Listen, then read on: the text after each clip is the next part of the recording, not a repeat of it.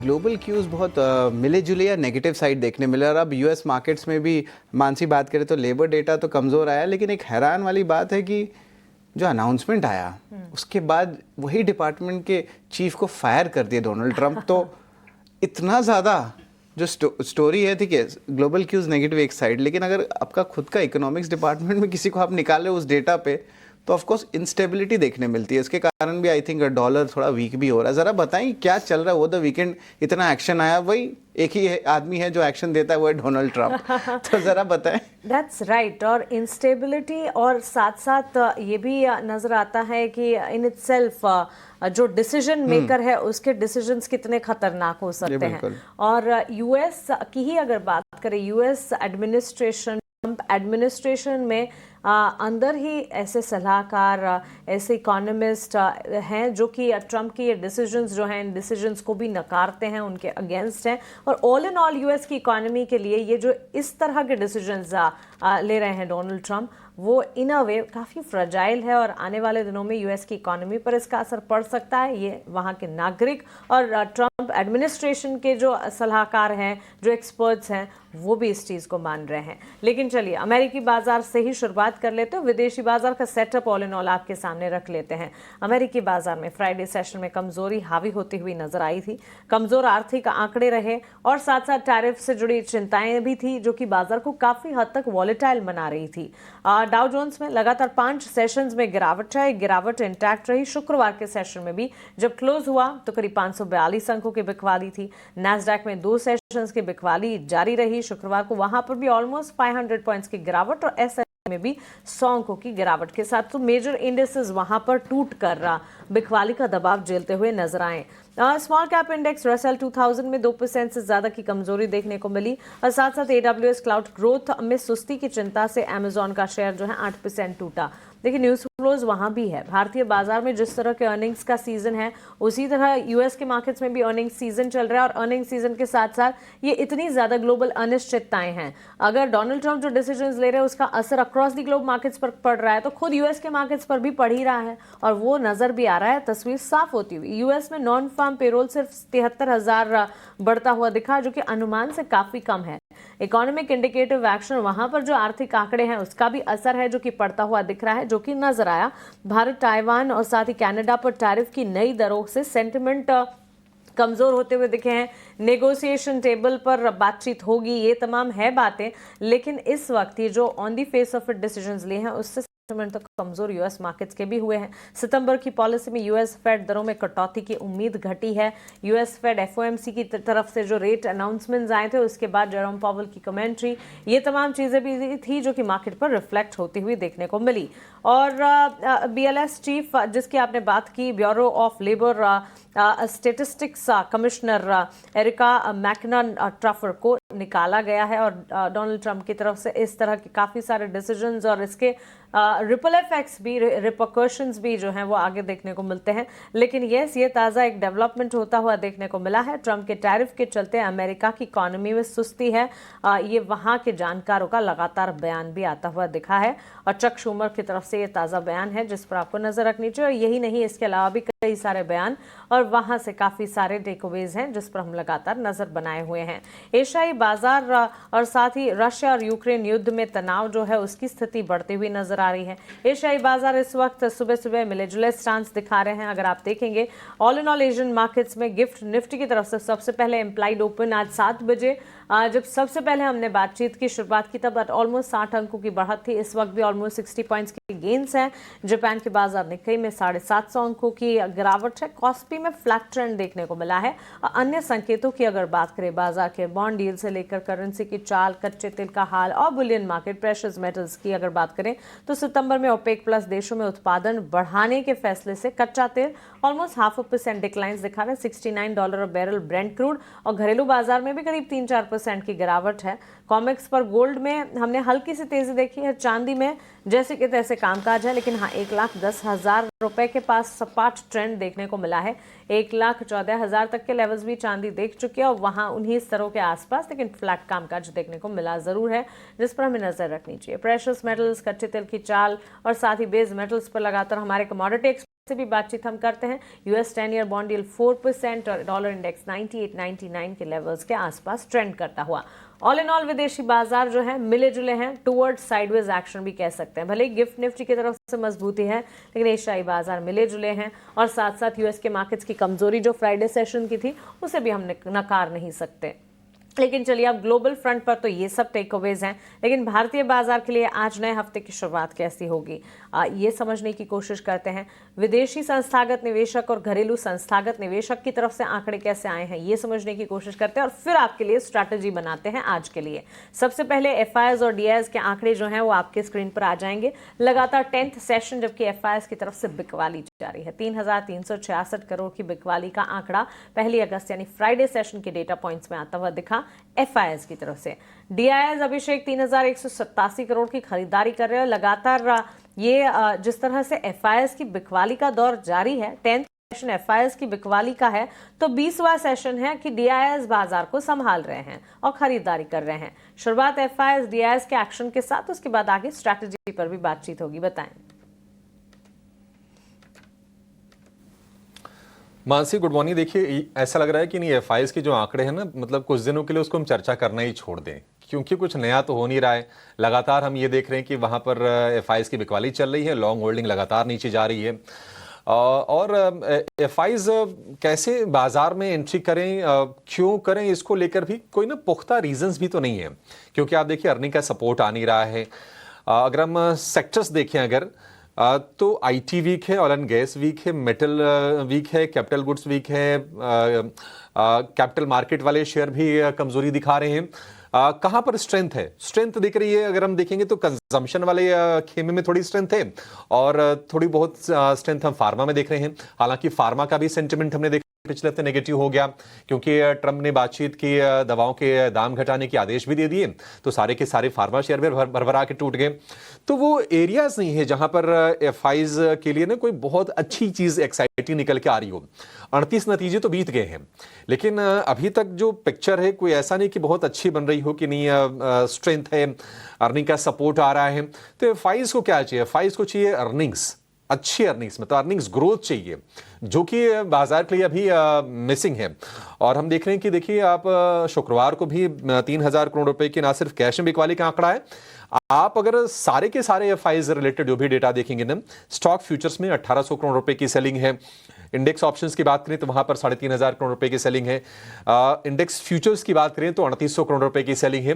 तो लगातार ये बिकवाली हो रही है और जो लॉन्ग होल्डिंग हम 15-16% से उम्मीद करके ये चल रहे थे कि यहां पर थोड़ा रिवर्सल देखने को मिलेगा, वो रिवर्सल नहीं, वो लगातार कमजोर होता जा रहा है और करीब 15-16 महीने के निचले स्तर पर चली गई लॉन्ग होल्डिंग, जो 9.5% थी अब वो घट के आ गई है 8.5% के आसपास इंडेक्स फ्यूचर्स में लॉन्ग। और अगर हम शॉर्ट कॉन्ट्रैक्ट्स की बात करें तो उसमें भी लगातार हम देख रहे हैं कि मजबूती का ही ट्रेंड बना हुआ है। करीब 1,60,000 नेट शॉर्ट है एफआईएस।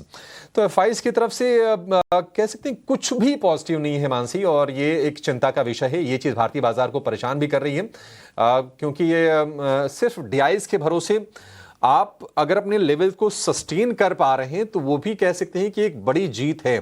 हालांकि हमने क्रैक देखा है, लगातार 5 हफ्ते एफआईएस निफ्टी की बिकवाली हो चुकी है। शुक्रवार को जो हमने कमजोरी देखी, बहुत मुश्किल से अपने क्रूशल सपोर्ट को निफ्टी ने जाके बचाया है। निफ्टी बैंक की भी यही स्थिति रही। और अगर हम इस महीने की बात करें तो मतलब पिछला महीना, अब तो अगस्त की शुरुआत हो गई है, तो थोड़ा काफी कमजोर रहा है। टैरिफ चिंताएं बाजार को छोड़ नहीं रही हैं। ट्रंप लगातार कुछ न कुछ बयान ऊट-पटांग दे रहे हैं। उनके जो सहयोगी हैं उनकी तरफ से भी हम देख रहे हैं कि थोड़ा सा सेंटिमेंट डेंट करने वाले बयान आए हैं।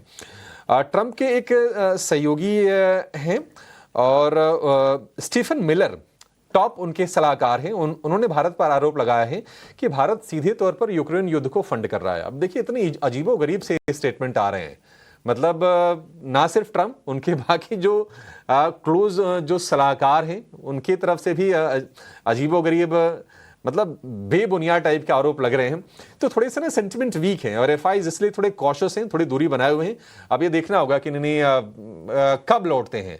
लौटेंगे तब, मान लीजिए अब 12-13 अर्निंग यहाँ निफ्टी की बची हैं, अगर कोई बहुत मजबूती के संकेत आ गए, एफआई को सपोर्ट एक और मिल सकता है अगर मान लीजिए आरबीआई ने 6 अगस्त की जो पॉलिसी है उसमें दरों में फिर से अगर कटौती कर तो मे भी एक ट्रिगर का काम करेगा। हालांकि हम थोड़ी ज्यादा सोच रहे हैं, उस चीज को लेकर अभी चर्चा हो नहीं रही है।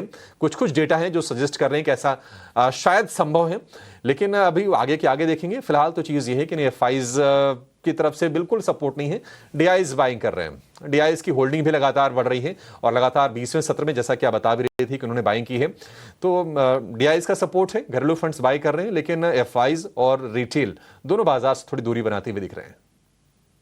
बिल्कुल, एफआईज अभी भी जो है बाजार से दूरी बना के रख रहे हैं, सेलिंग इंटेंसिफाई भी हो गया है और जो इम्पोर्टेंट आंकड़ा के बाद किए जो शॉर्ट पोजीशन है वो अलार्मिंग ज़रूर है।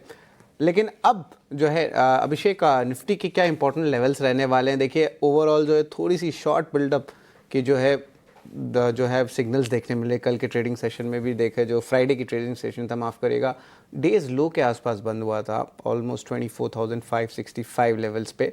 तो अभिषेक, आज की क्या रणनीति रहनी चाहिए निफ्टी को लेके?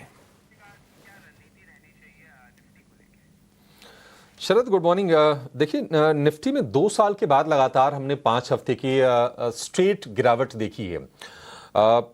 पिछली बार 23 जुलाई से 20 अगस्त 2023 के बीच 5 हफ्ते तक गिरा था निफ्टी। और अगर आप निफ्टी की अगर ईएमएज देखेंगे, जो क्रूशियल ईएमएज हैं, तो हम 10, 20, 50, 100 ईएमए के नीचे जाकर निफ्टी कारोबार कर रहा है। अब अपने क्रूशियल सपोर्ट के आसपास तो है निफ्टी, लेकिन देखते हैं शरद कि रिवर्सल आता है नहीं आता है। बड़े क्रूशियल जंक्चर पर आकर निफ्टी खड़ा हुआ है। हालांकि गिफ्ट निफ्टी आज आपको दे रहा है कि 60 अंक ऊपर खुलेगा, लेकिन ये कितना टिकेगा इसको लेकर थोड़े से सवाल जरूर है।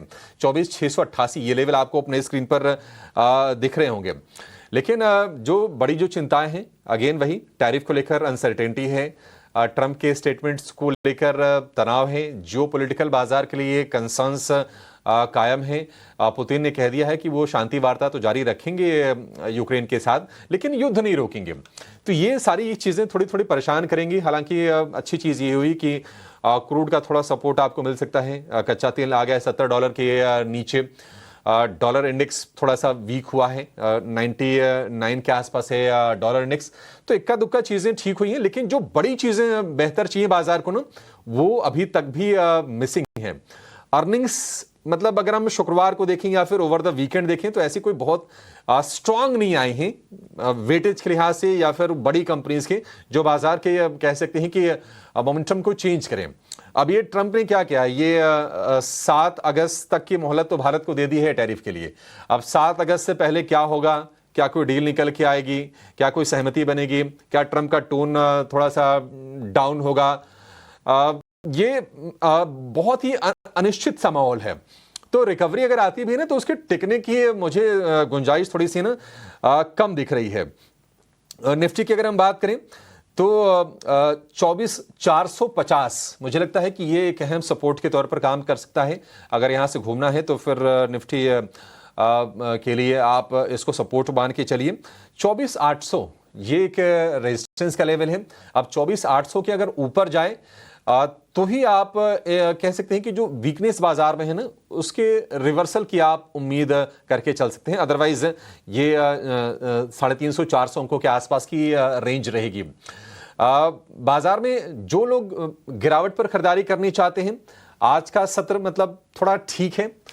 हालांकि गैप के साथ ही खुलने के संकेत मिल रहे हैं।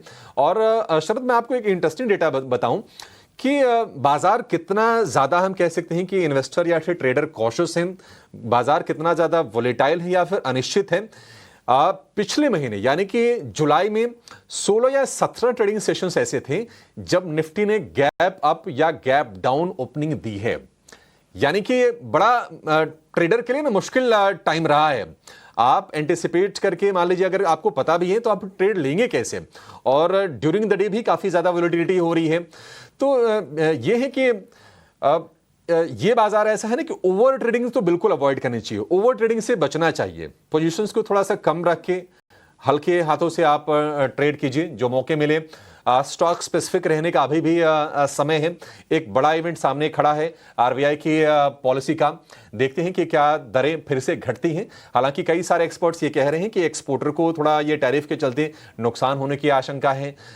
थोड़ी सी सेंटिमेंट वीक हो रहे हैं। तो घरेलू इकोनॉमी को सपोर्ट देने के लिए, एक्सपोर्टर्स को सपोर्ट देने के लिए आप दरें घटाने के विचार कर सकते हैं, क्योंकि आपके जो अपने जो फंडामेंटल्स है, जो मैक्रोज हैं, वो पक्ष में है। महंगाई नीचे है, ग्रोथ को लेकर उतना कोई सच तनाव नहीं है। लेकिन देखते हैं कि आरबीआई की सोच इस पॉलिसी में क्या रहती है। तो सलाह यह है कि थोड़ी पोजीशन को लाइट ही रखें, ओवर ट्रेड ना करें, और 24,450 ये एक क्रूशल सपोर्ट के तौर पर आज के सत्र में निफ्टी के लिए काम करेगा। एक पोजीशंस को लाइट रखना बहुत ज़रूरी है, और इतना ज़्यादा उथल पुथल हुआ है लास्ट मंथ कि ऑफ कोर्स दोनों साइड जो है कमाई के मौके भी बने, लेकिन बहुत बार जो है रिवर्सल्स भी बहुत देखने मिले बाजार में। तो वॉलेटिलिटी अभी भी जारी है, खासकर की बातचीत टैरिफ के ऊपर हो या आरबीआई एमपीसी के ऊपर हो। तो अभी फिर एक स्लू ऑफ इवेंट्स इस हफ्ते आने वाले हैं। तो किस तरह वो आता है, किस तरह रुख बदलती है, वो तो समय ही बताएगा। लेकिन हाँ, अभी भी जो है ट्रेड लाइट इसके ही जो है संकेत आ रहे हैं। बट हालांकि गिफ्ट निफ्टी पॉजिटिव ओपनिंग ज़रूर दिखा रहे, सस्टेन कितना करता वो एक सवाल है। लेकिन अभिषेक, निफ्टी बैंक की चाल जो है ऑलमोस्ट निफ्टी के तरफ से ही जा रही है, बट ऑफ कोर्स उतना भी ज़्यादा शॉर्ट्स नहीं है जितना निफ्टी में देखने मिला है, मतलब। लेकिन निफ्टी बैंक की अगर हम बात करें अभिषेक, तो यहाँ पे भी बाय द डिप की रणनीति होनी चाहिए, या यहाँ पे भी थोड़े से कॉशियस ट्रेड लाइट अप्रोच रखें?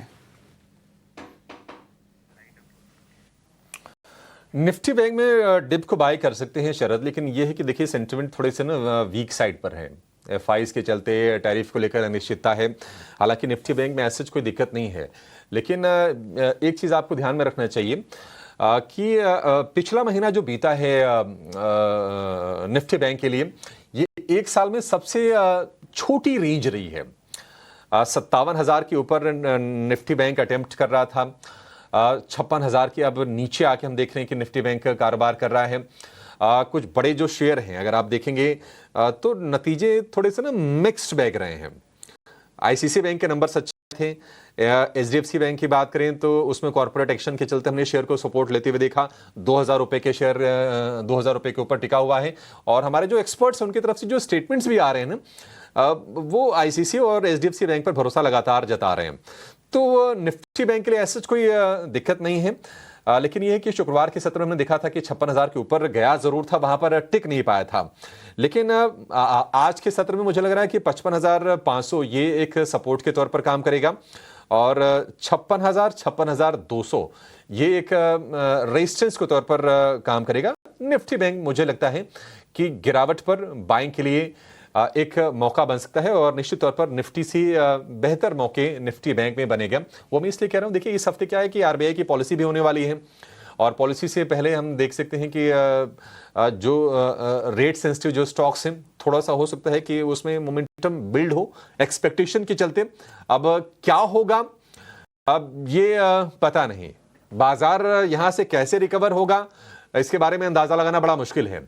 हम उम्मीदों पर चल रहे हैं, एक्सपेक्टेशंस हैं कि अच्छी ट्रेड डील अमेरिका के साथ हो जाए, क्योंकि जो 25% जो टैरिफ वाली बात है एक तरह से वो तो इंटरिम है, उसका कोई मतलब नहीं है। ट्रम्प ने खुद ही कह दिया है कि नहीं हमारी बातचीत चल रही है।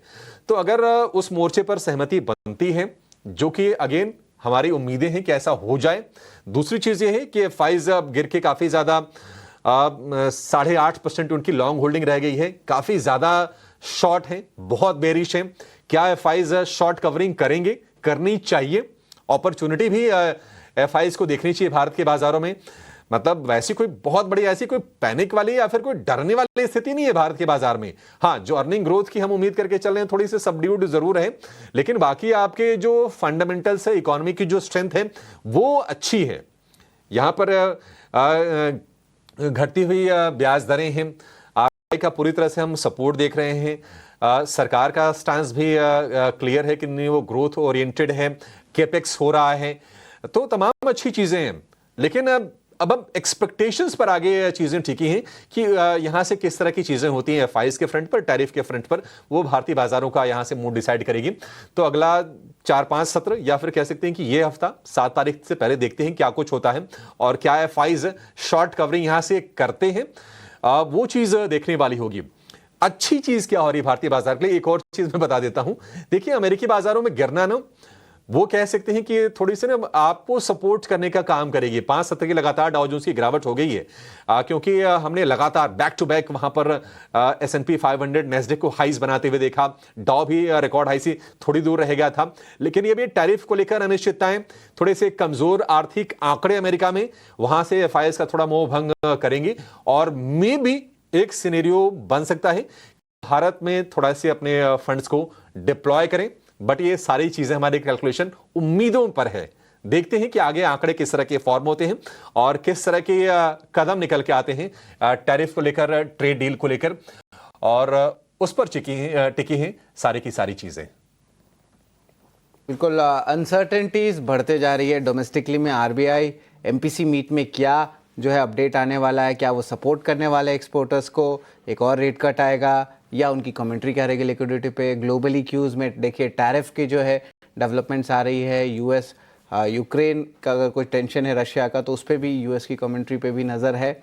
बट इस अनिश्चितता में जो है थोड़ी सी आप कह सकते हैं सर्टेनिटी ढूंढने के लिए हमारे टेक्निकल गेस्ट्स आए हैं, जहाँ पे स्टॉक स्पेसिफिक कॉल्स बहुत इंपॉर्टेंट रहेगा, बाजार की इंडेक्स स्ट्रैटेजीज पे भी नज़र रहेगी।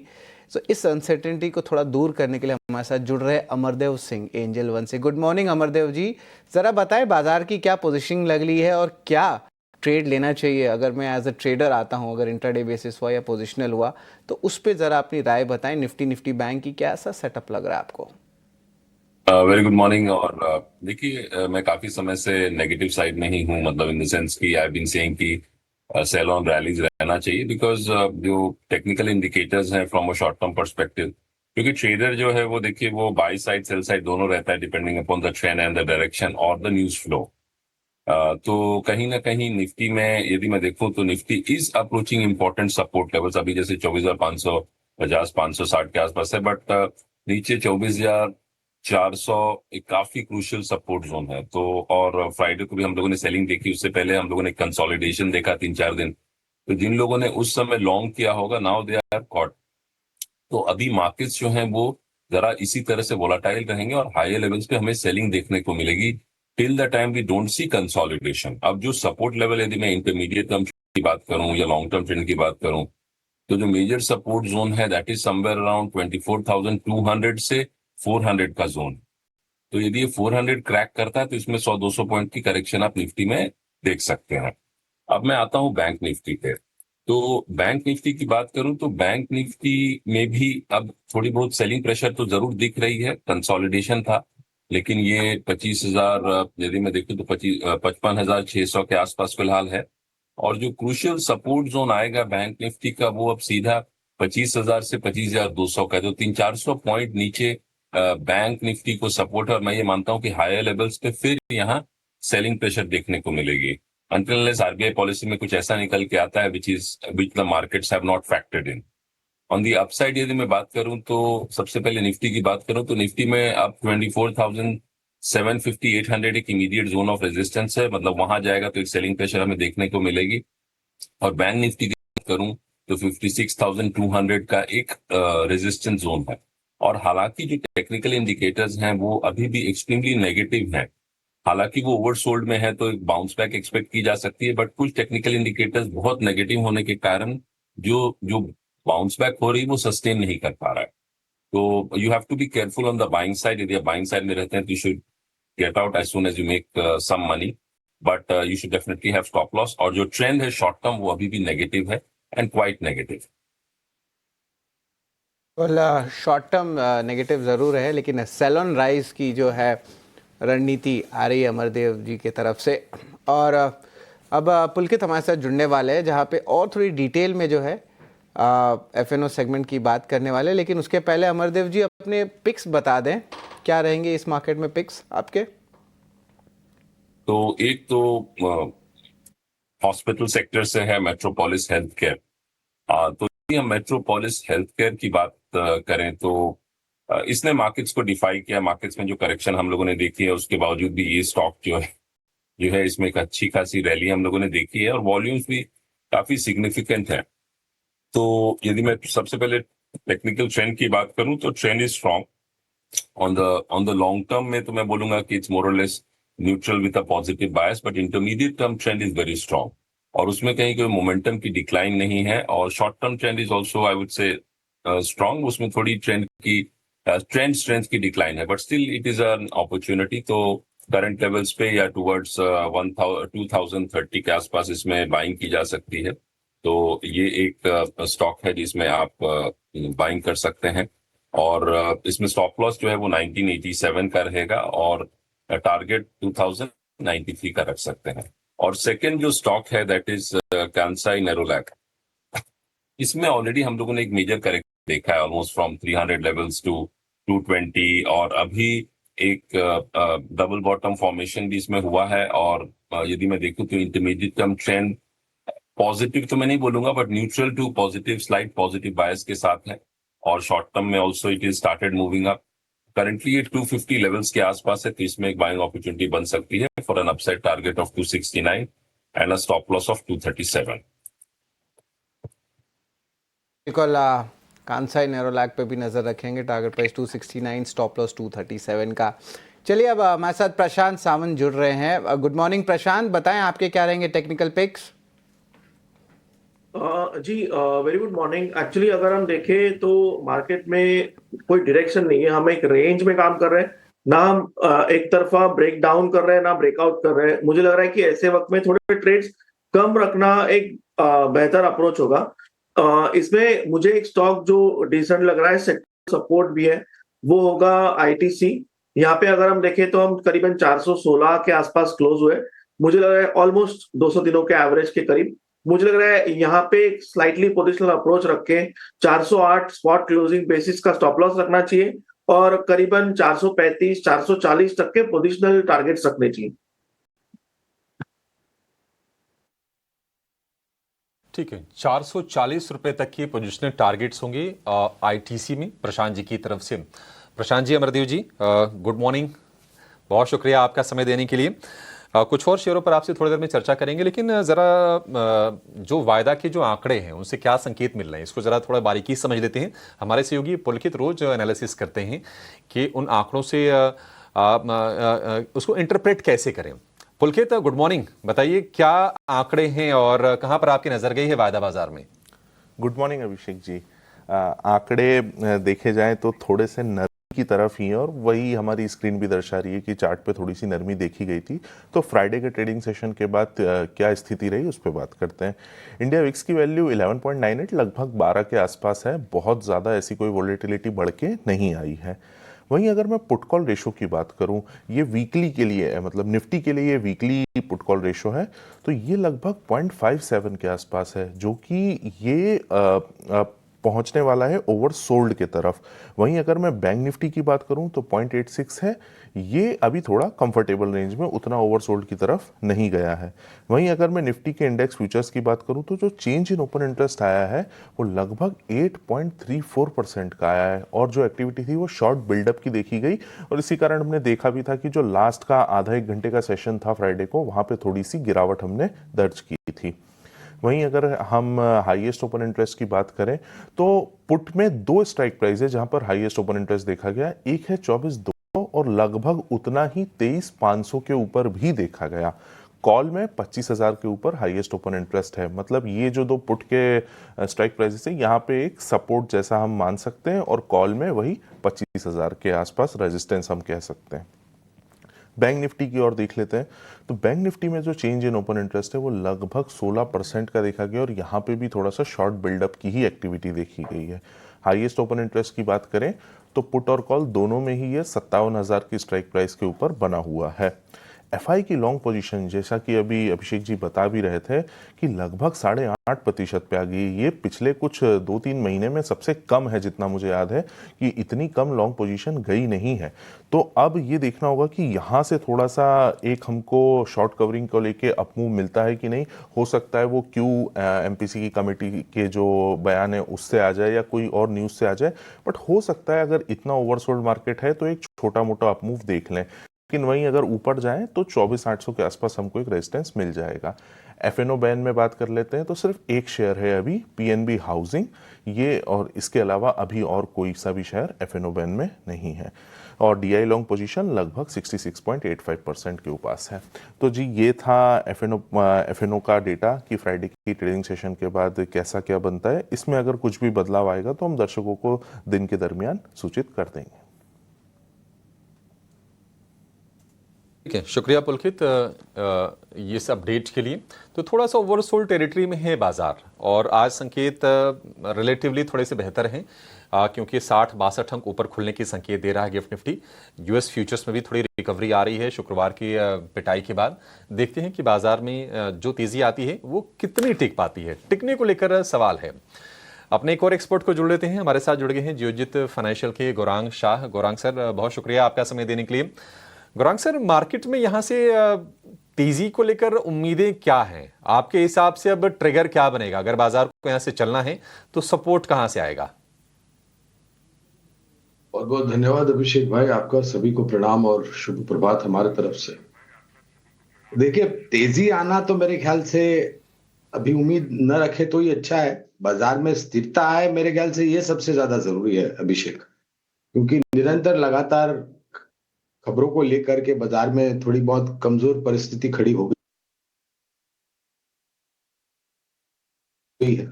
आप उसका श्रेय चाहे राष्ट्रपति ट्रंप की टैरिफ पर टिप्पणियों को लेकर के हो या फिर थोड़े बहुत निराशाजनक पहले तिमाही के नतीजे, अगर आप हमें पूछे तो हमें लग रहा है कि नतीजों ने निराश किया। इसके कारण मेरे ख्याल से बाजार में थोड़ी बहुत अनिश्चितता और नीचे की तरफ के दायरे ज्यादा देखने मिल रहे हैं। लेकिन शुक्रवार की गिरावट के बाद शायद आज थोड़ा बहुत संभलने का प्रयास करेगा बाजार। क्या एक कारण हो सकता है जो यहां से बाजार में शायद थोड़ा बहुत सुधार लाए? तो वही होगा जो मैंने कहा कि कारण है नकारात्मक परिस्थिति खड़ी करने के लिए, वो है तिमाही नतीजे। एकदम से नहीं अभिषेक भाई, लेकिन धीरे धीरे करके सुधार होगा, ये हम सब मानते हैं। लेकिन जब मायूसी भरा बाजार हो और उसके ऊपर नतीजे अगर थोड़े बहुत नकारात्मक, तो ये दोनों तरीके से हावी हो जाता है बाजार के ऊपर। यानी कि बाजार में बिकवाली, शॉर्ट पोजीशन, मंदी करना वगैरह वो लाजमी है। लेकिन ये जो स्तर कल शुक्रवार को हमने बंद दिया है 24,560-65 के आसपास, यहां से शायद थोड़ा बहुत उभरने का प्रयास करे बाजार, ऐसा हमें लग रहा है। लेकिन अब जो बाकी के नतीजे हैं, अगर वो थोड़े बहुत बेहतर आए तो सहारा मिल सकता है। ठीक है, तो बाजार के लिए यहां से मतलब गौरांग सर के मुताबिक 3 ट्रिगर्स हैं, अर्निंग्स, अर्निंग्स और अर्निंग्स। लेकिन अर्निंग्स आए कैसे हैं शुक्रवार के बाद ओवर द वीकेंड, ये हम समझेंगे एक छोटी सी ब्रेक के बाद। और खबरों वाले शेयरों पर भी नजर रहेगी और हम एनालिसिस भी करेंगे बारीकी से एक छोटी सी ब्रेक के बाद।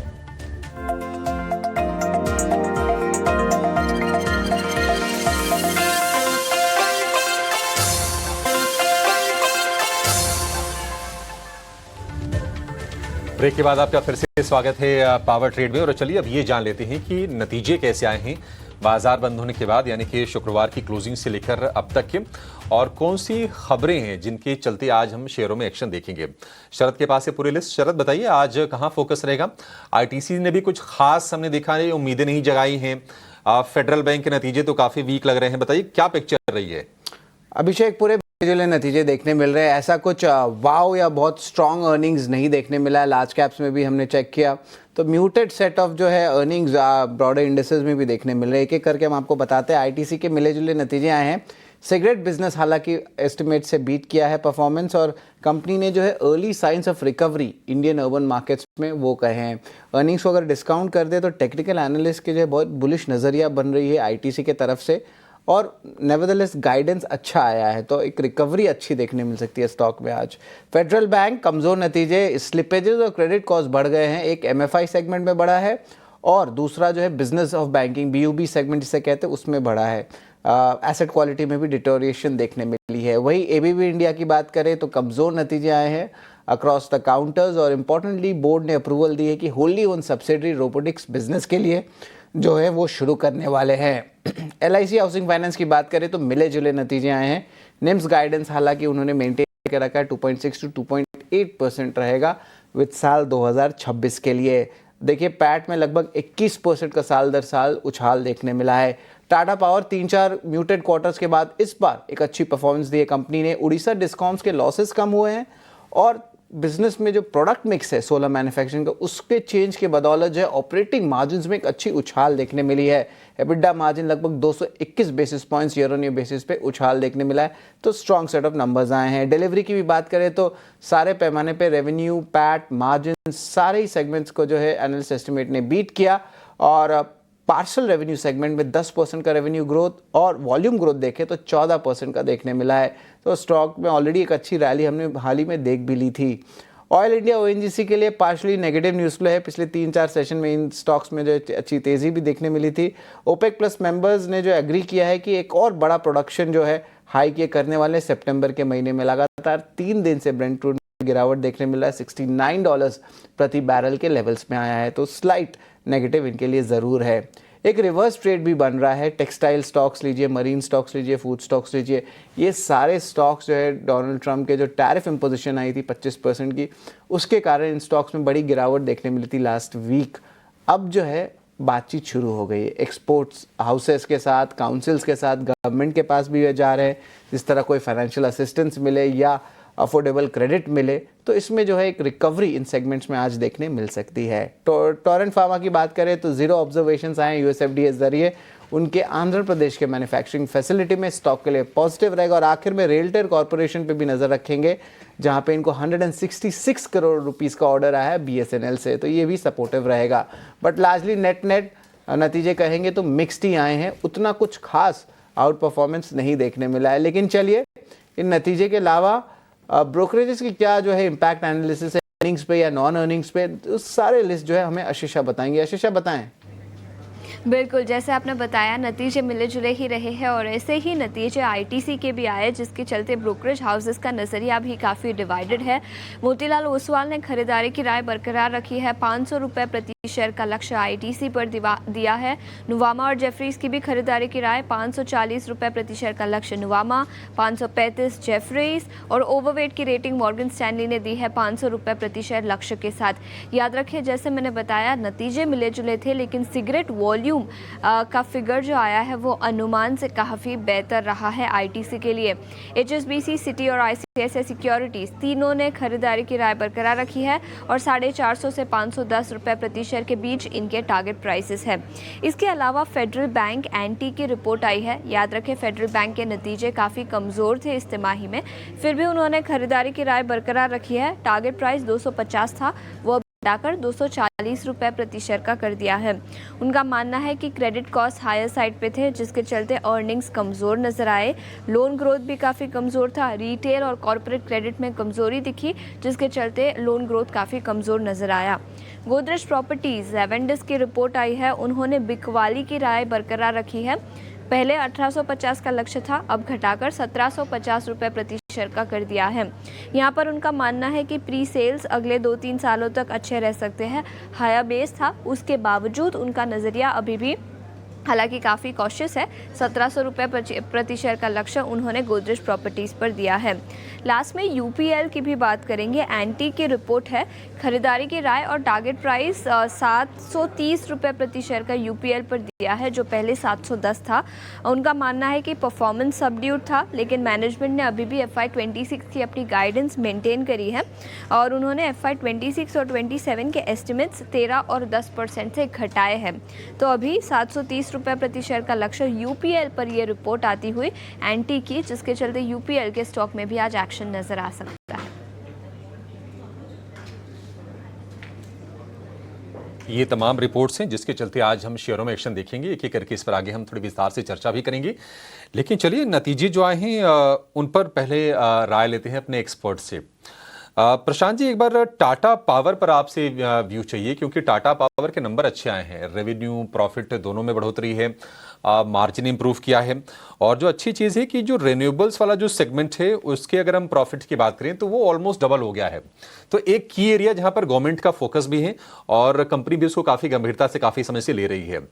टाटा पावर, हालांकि हमने कमजोरी देखी शुक्रवार के सत्र में, लेकिन आज हो सकता है थोड़े गैप के साथ खुले।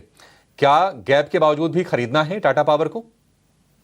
तो यहाँ पे मेरी सलाह होगी कि एक बार इस स्टॉक को 400 के ऊपर क्लोज होने दीजिए, जल्दबाजी नहीं करनी होगी।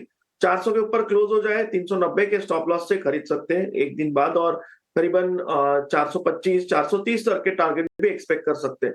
सो 400 के ऊपर क्लोज होने के बाद ही डिसीजन लेना चाहिए। 400 रुपए के ऊपर जब निकले तो ही आपको कोई डिसीजन बनाना है टाटा पावर को लेकर। लेकिन टाटा पावर के अलावा फेडरल बैंक भी फोकस में रहेगा, लेकिन फेडरल बैंक के जो नंबर आए हैं वो आए हैं कमजोर।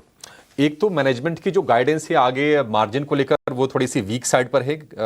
बैंक ने कहा है कि दूसरी तिमाही में निम्स गिरने की आशंका है, क्रेडिट कॉस्ट बढ़ने का अनुमान है, स्लिपेजेस यानी कि जो नए एनपीए हैं उनमें हमने बढ़ोतरी तेज देखी है, और मुनाफा करीब 15% गिरा है, और जो एसेट क्वालिटी है थोड़ी सी और वीक हुई है। तो हर पैरामीटर पर फेडरल बैंक कमजोर लग रहा है।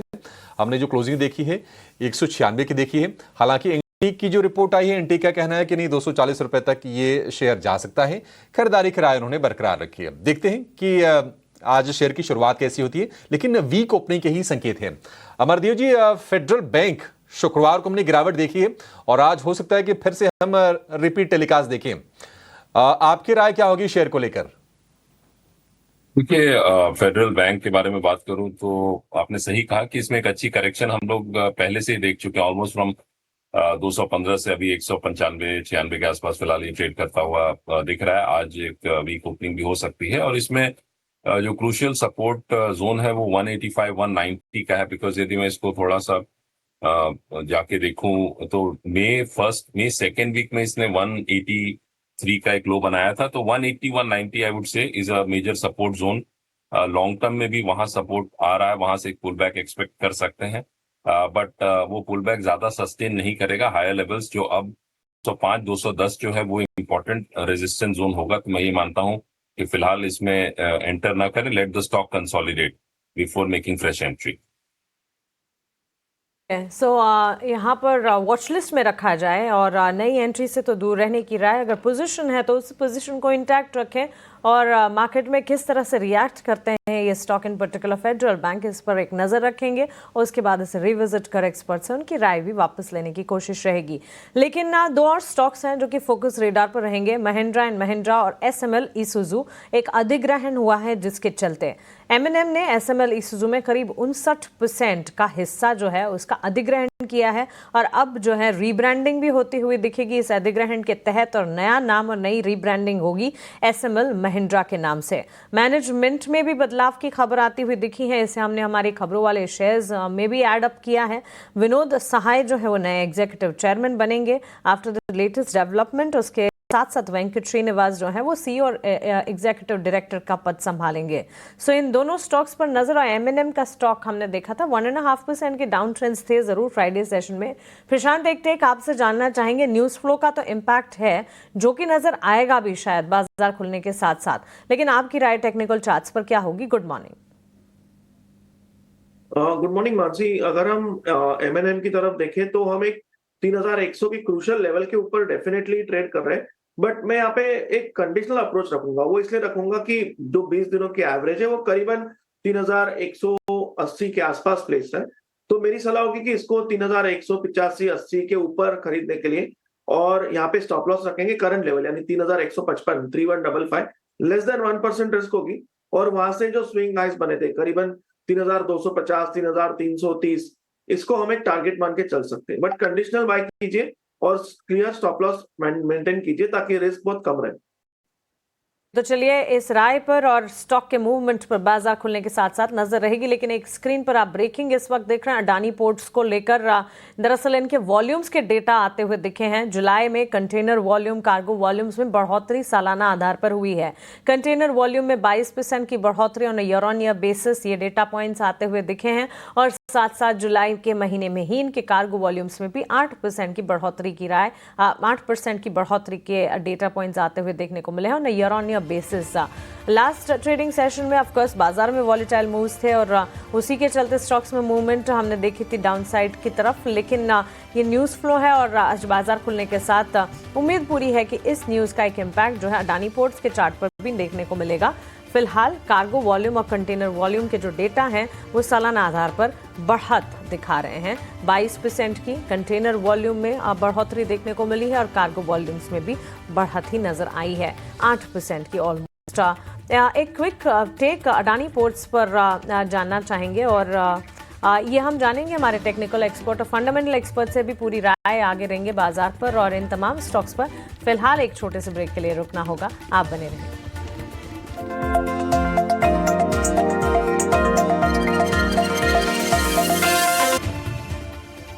नमस्कार, मार्केट्स लाइव में आपका स्वागत है। आपके साथ मैं हूं मानसी दवे, मेरे साथ मेरे सहयोगी अभिषेक सत्यव्रतम और बाजार के जाने माने टेक्निकल और फंडामेंटल दिग्गज जो हैं वो लगातार हमारे साथ बने हुए हैं। हमारे साथ गौरांग शाह जी हैं, अमरदेव सिंह जी हैं और प्रशांत जी भी जुड़े हुए हैं, जिनसे हम विस्तार से बाजार पर टेक्निकल और फंडामेंटल एनालिसिस लगातार आपके लिए पेश कर रहे हैं। मार्केट का प्री ओपन जो है 2-2.25 मिनट में खुल जाएगा।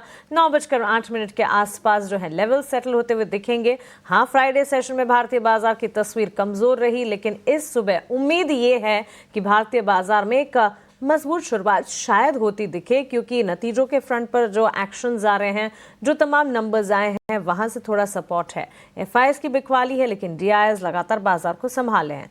मिले जुले रिएक्शंस हैं विदेशी बाजार से, लेकिन गिफ्ट निफ्टी की तरफ से at least right now implied open 73 points के अपमूव के हैं।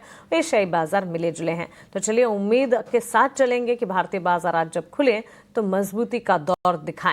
लेकिन ब्रेक से पहले अडानी पोर्ट्स के कार्गो वॉल्यूम और जो डेटा पॉइंट्स आते हुए दिखे थे और बढ़त वॉल्यूम्स के फ्रंट पर आते हुए दिखी थी, इस पर एक टेक टेक्निकल अमरदेव सिंह जी से जान लेते हैं। अमरदेव जी, एक टेक आपसे जानना चाहेंगे। Good morning. कार्गो वॉल्यूम्स में करीब 8% की बढ़त देखने को मिली है। इसके अलावा भी वॉल्यूम्स के फ्रंट पर अगर आप देखें, ताज़ा डेटा पॉइंट्स आए हैं, लेकिन बढ़त के साथ सालाना आधार पर इनके वॉल्यूम्स जो हैं वो दिख रहे हैं। अडानी पोर्ट्स पर क्या टेक है आपकी तरफ से? अडानी पोर्ट्स में जो एक अच्छी खासी रैली हम लोगों ने 1100 से 1500 का देखा था, तो उसमें एक प्रॉफिट बुकिंग जरूर देखने को मिल रही है और कहीं ना कहीं जो स्टॉक है on the higher side towards 1400 1450 वहां एक रेजिस्टेंस जोन है और मैं ये मानता हूं कि इसमें फर्दर एक करेक्शन टुवर्ड्स 1250 1300 जो है वो काफी इंपॉर्टेंट क्रूशियल सपोर्ट जोन है। वहां आता है तो may be one can look at a buying opportunity but not at the current levels. बस वॉच लिस्ट में रखना है इस स्टॉक को, ये राय फिलहाल हमें मिलती हुई। लेकिन साथ साथ इंपॉर्टेंट रिजल्ट्स के फ्रंट पर अगर आप देखें, और Gaurang sir good morning to you as well. ये हफ्ता इंपॉर्टेंट है, एक तो क्रेडिट पॉलिसी के लिहाज से भी 3 दिवसीय मॉनेटरी पॉलिसी कमेटी की बैठक शुरू होने वाली है और क्रेडिट पॉलिसी पर यूएस फेड के डिसीजन के बाद अब आरबीआई की तरफ से इंटरेस्ट रेट पर भारतीय बाजार में क्या होगा, इस पर तो नजर है ही। लेकिन ऑल इन ऑल नतीजों का सीजन कह सकते हैं कि मिडवे आ चुके हम और फर्स्ट हाफ से गौरांग सर तस्वीर सेकेंड हाफ में बेहतर है। एटलीस्ट जो नंबर्स आ रहे हैं कुछ हद तक कह सकते हैं कि ठीक ठाक नतीजों की शुरुआत आना हुई जरूर है। आपकी राय क्या होगी इस पर? धन्यवाद मानसी, आपको भी सादर प्रणाम और शुभ प्रभात हमारे तरफ से। तो इसी चर्चा को लेकर के हमने कार्यक्रम की टिप्पणी दी थी कि उम्मीद रखते हैं कि ये जो दूसरा हिस्सा है पहली तिमाही नतीजों का इस नए वित्तीय वर्ष का, वो आपने सही बताया, पहला आधा जो था वो निराशाजनक था, बड़े हद तक, कुछ हद तक नहीं, बड़े हद तक निराशा। लेकिन जो दूसरे आधे हिस्से की शुरुआत हुई है, यहाँ पर थोड़े बहुत संकेत या फिर थोड़े बहुत आसार सुधरते हुए नजर आते हैं। मैं उम्मीद करता हूं कि बाकी के जो अन्य नतीजे हैं दूसरे आधे हिस्से के, वो सकारात्मक आए, जिससे बाजार में थोड़ी सहानुभूति मिलेगी मानसी। क्योंकि अगर नतीजे नकारात्मक आते रहेंगे तो शायद बाजार अपने आप को संभालने में सक्षम नहीं रहेगा और नीचे की तरफ। और एक चीज जो बाजार मान करके चलता है, बुनियादी तर्क के आधार है, वो है नतीजे। अगर नतीजे अच्छे आते हैं तो बाजार सराहना करेगा और बाजार अपने आप को ऊपर की तरफ जाने का प्रयास करेगा, और अगर नकारात्मक होते हैं तो उसके विपरीत चाल चलेगी। तो मैं उम्मीद करता हूं कि नतीजे अच्छे आए और मौके होंगे मानसी, क्षेत्र के आधार पर, कंपनी के आधार पर जो अच्छे नतीजे आ रहे हैं उनकी रीरेटेड होने की पूरी संभावना है।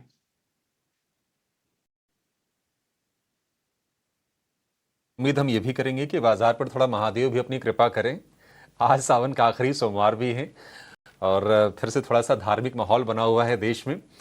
तो हम अपने दर्शकों को इटनो स्वदेश की पूरी टीम की तरफ से शुभकामनाएं भी प्रेषित करते हैं और उम्मीद करेंगे कि आपका तन मन और धन की भी बढ़ोतरी लगातार यहाँ से होती रहे। लेकिन चलिए आगे बढ़ते हैं और एक शेयर लेकर आइए और प्रशांत जी इस पर व्यू आपसे जानना चाहेंगे। पहले भी आपसे इस पर हम बातचीत कर चुके हैं, डिलीवरी की बातचीत हम कर रहे हैं। जब से ई-कॉम एक्सप्रेस को खरीदने की खबर आई, एक्विजिशन की, अब तो कंप्लीट भी हो गया है जुलाई में ही, उसके बाद शेयर ने जो जबरदस्त दौड़ लगाई, फिर रुका नहीं शेयर ये, और 250 रुपए का वाला शेयर अब 450 रुपए पर आ गया और नंबर्स भी इसके अच्छे हैं डिलीवरी के हर पैरामीटर पर। और हुआ ये कि टीयर 2 टीयर 3 सिटीज में जो कंपनी को एक मजबूत जो सपोर्ट चाहिए था अपने बिजनेस को स्केल करने के लिए, वो ई-कॉम के जरिए कंपनी मिल गई। अब डिलीवरी अब चल तो बहुत गया है, पिछले महीने भर की अगर हम चाल देखेंगे तो करीब 10% के आसपास की तेजी रही है डिलीवरी में, जबकि बाजार सुस्त रहा है, नरम रहा है। क्या करना चाहिए डिलीवरी में प्रशांत जी, क्योंकि गैप के साथ खुला ये थोड़ा सा ना ट्रिकी हो जाता है कि क्या उसके बाद भी लेना है? जी अभिषेक जी, मैं चेज नहीं करना चाहूंगा। इनफैक्ट अगर इस क्लोजिंग के आसपास 430-32 के आसपास मिलता तो डेफिनेटली रिस्क रिवॉर्ड के हिसाब से बेहतर होता। बट अब मेरी सिर्फ सलाह होगी कि जिनके पास पोजीशन है, जो लॉन्ग्स होल्ड कर रहे हैं, वो करीबन 430-32 के आसपास ट्रेलिंग स्टॉप लॉस रख के होल्ड करें। फ्रेश खरीदारी के लिए मैं वेट करूंगा प्राइस सेटल होने के लिए।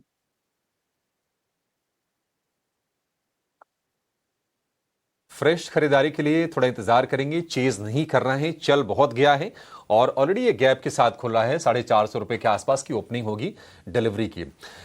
LIC हाउसिंग के भी नतीजे आए हैं, नतीजे एक बार जरा स्क्रीन पर लेकर आइए कि नंबर्स कैसे आए हैं। थोड़े मिक्स्ड बैग ऑफ नंबर्स रहे हैं LIC हाउसिंग के। गौरांग सर, LIC हाउसिंग जैसी कंपनीज के लिए आगे ट्रिगर यह भी बनेगा कि अब तो RBI की पॉलिसी पर फोकस शिफ्ट होने वाला है, 6 तारीख को पॉलिसी आ जाएगी। तो LIC हाउसिंग में हम देख रहे हैं कि NII में करीब 4% का उछाल है और एसेट क्वालिटी भी इसकी थोड़ी सी इंप्रूव होकर आई है। कैसी लग रही है आपको LIC हाउसिंग, ये भी बताइए। और क्या आप भी उम्मीद करके चल रहे हैं कि चौका मार देगा RBI रेट कट के फ्रंट पर?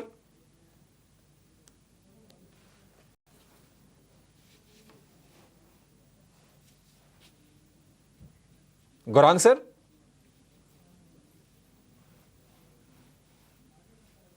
गौरांग सर आपको आवाज आ रही है? शायद ऑडियो में कुछ दिक्कत है, मॉनसून का मौसम सीजन चल ही रहा है, बारिश हो रही होगी तो नेटवर्क में इश्यूज आ रहे होंगे, आगे हम जोड़ेंगे। लेकिन प्रशांत जी आप ही राय दे दीजिए LIC हाउसिंग पर क्या करना चाहिए। वैसे तो प्री ओपन में हम देख रहे हैं कि 2.5% ये फिल शेयर नीचे है, ये क्लियर कट वीकनेस नजर आ रही है। और जो सपोर्ट के हिसाब से अगर बात करें तो करीबन 545, 540 ये जोन एक सपोर्ट है।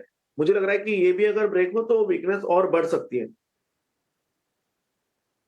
LIC हाउसिंग पर फिलहाल ये एक ट्रेक हमें मिलता हुआ, लेकिन साथ साथ रुपए की शुरुआत भी हो चुकी है और 32 पैसे की मजबूती के साथ डॉलर के मुकाबले रुपए की ओपनिंग होती हुई। और इस वक्त अगर ओपनिंग की बात करें 87.54 के मुकाबले 87.22 पर रुपया जो है खुलता हुआ दिखा है। तो डॉलर के मुकाबले 32 पैसे की मजबूती के साथ रुपए की ओपनिंग। लेकिन चलिए 9 बज गए हैं, 9 की 9 रत्न की सूची का समय हो चुका है और शरद हमारे साथ जुड़ गए हैं ये पूरी की पूरी लिस्ट लेकर। शरद बताइए जी। अर्निंग्स पे बात करेंगे तो ITC पे नज़र रखें, मिले जुले नतीजे आए हैं। हालांकि सिगरेट बिजनेस में जो है एक अच्छी परफॉर्मेंस देखने मिली है, रेवेन्यू बीट किया गया है, पैट में हल्की सी मिस आई है, एबिडा इनलाइन और मार्जिन मिस रहा है।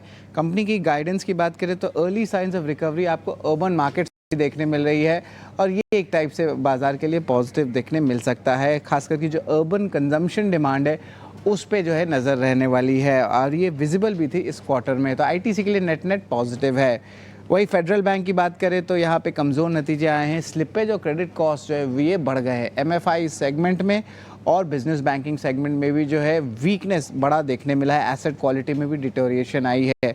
ABB India operationally weak number आए हैं और ओवरऑल जो है कंपनी में जो है थोड़ी सी सेलिंग आ सकती है आज के दिन के ट्रेड में। LIC हाउसिंग फाइनेंस मिले जुले नतीजे आए हैं।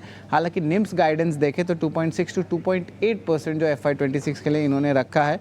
पैट में 21% का उछाल देखने मिला है और इंटरेस्ट रेट सेंसिटिव स्टॉक्स पे भी नजर रहेगी, जिस तरह RBI MPC की मीट जो आज से शुरू होने वाली है। टाटा पावर बहुत स्ट्रॉन्ग सेट ऑफ नंबर्स आए हैं। ओडिशा डिस्कॉम्स की अगर बात करें तो यहाँ पे उनके लॉसेस कम हुए हैं और इंटरेस्टिंगली सेल्स मिक्स जो सोलर मैन्युफैक्चरिंग का था उसके कारण मार्जिन्स में भी एक अच्छी उछाल मिली है। डिलीवरी की बात करें तो स्ट्रॉन्ग सेट ऑफ नंबर्स आए हैं। एक्सप्रेस पार्सल रेवेन्यू 10% बढ़ा ईयर ऑन ईयर बेसिस पे। वही वॉल्यूम ग्रोथ की बात करें तो यहाँ पे 14% का उछाल देखने मिला है। ऑयल इंडिया ओएनजीसी के लिए पार्शियली नेगेटिव न्यूज़ फ्लो है। ओपेक प्लस मेंबर्स अपनी प्रोडक्शन जो है अब बढ़ाने वाले हैं। सितंबर में ब्रेंट क्रूड लगातार 3 दिन से जो है गिरावट के फेस पे $69 प्रति बैरल की तरफ है। आज टेक्सटाइल स्टॉक्स, मरीन स्टॉक्स और फूड एक्सपोर्ट स्टॉक्स पे नज़र रखेंगे। इंडियन एक्सपोर्टर्स की अब जो है सेक्टर्स के साथ बातचीत हो रही है धीरे धीरे, और किस तरह फाइनेंशियल असिस्टेंस या अफोर्डेबल क्रेडिट गवर्नमेंट से मिल सकती है, तो रिवर्सल्स भी एक्सपेक्टेड हो सकता है कुछ काउंटर्स में। रेलटेल कॉर्प हमारा आखिरी स्टॉक रहेगा 9 के नवरत्न में, जहां पे इनको लगभग 170 करोड़ का ऑर्डर जो है BSNL से मिला है। ये तो चलिए, ये सारे स्टॉक्स और रियलटेल प्री ओपन में अगर देखेंगे 0.25% की तेजी पर ये स्टॉक में ट्रेड देखने को भी मिल रहा है। 2% का इजाफा मजबूती के साथ खुलने की तैयारी। On an order win backed action 166 का ऑर्डर मिलने की खबर आती हुई। लेकिन चलिए, प्री ओपन में बाजार की, जैसे मैं बता रही थी, मजबूत शुरुआत के आसार तो नजर आ रहे हैं। 9:07 हो चुके हैं। प्री ओपन लेवल्स जो हैं थोड़ा कह सकते हैं सेटल जरूर हुए हैं। 24,597 यानी कि 24,600 के लेवल को टच बेस कर आगे निकलने की कोशिश निफ्टी करेगा जरूर। बैंक निफ्टी और साथ ही सेंसेक्स ब्रॉडर मार्केट्स पर भी नजर रखेंगे। हमारे साथ हमारी पैनल पर एक और एक्सपर्ट जुड़ गई हैं, वुमेन फ्रॉम मोतीलाल ओसवाल, शिवांगी साडा है अब हमारे साथ। Shivangi, good morning. बाजार खुलने से ठीक पहले कहां पर है आपकी नजर, स्टॉक वाइज बताएं। जी बिल्कुल, वेरी गुड मॉर्निंग। बाजार में हम देख रहे हैं कि पॉकेट्स में बाइंग बरकरार है। तो ऐसे में सबसे पहला पसंदीदा काउंटर मेरा रहेगा TVS मोटर पे। इसमें हमने देखा है कि रेजिलेंस देखने को मिला है और ओवरऑल ऑटो स्पेस में ये स्टॉक सबसे ज़्यादा स्ट्रेंथ दिखाते हुए नजर आया। वीकली बेसिस पे हम देख रहे हैं कि कंसोलिडेटिव बैंड से निकलते हुए नजर आ रहा है ये स्टॉक। इसके रोलओवर्स भी काफी पॉजिटिव आए हैं और मंथ ऑन मंथ बेसिस में पिछले 4-5 महीनों से हमने देखा है कि higher top higher bottom formation हुआ है, यानी कि छोटे से छोटे डिक्लाइंस में खरीदारी के मौके ढूंढे गए हैं। तो यहाँ पे मेरी राय रहेगी कि हम खरीदारी के मौके ढूंढे। नेक्स्ट जो टारगेट्स है वो TVS मोटर के हम लगभग 3000 तक के लिए खरीदारी करें और 2835 के एक स्टॉप लॉस को मेंटेन करें, बट आगे की तरफ जरूर ट्रेड करें। तो चलिए, ये एक टेक और 2 कॉल्स शिवांगी की तरफ से, जिस पर नजर रहेगी। TVS मोटर में 1.25% की तेजी के साथ इस वक्त मजबूती के आसार, शुरुआत खुलने की तैयारी होती हुई। लेकिन रियलटेल के स्टॉक पर प्रशांत, क्विक व्यू आपसे जानना चाहेंगे। कंपनी को एक ऑर्डर मिला है और ऑर्डर विन के चलते आज फोकस रेडार पर रहेगा जरूर। इस वक्त प्री ओपन में अगर आप देखेंगे ऑलमोस्ट 1.5% के गेंस के साथ खुलने की तैयारी करता हुआ 359 के लेवल्स। यहां से आगे कौन से स्तर आपको अहम नजर आते हैं?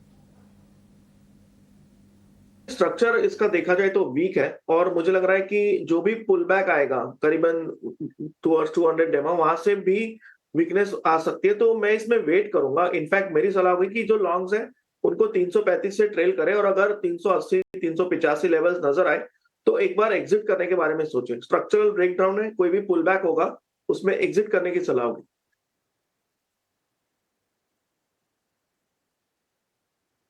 पुल बैक में एग्जिट करने की सलाह है।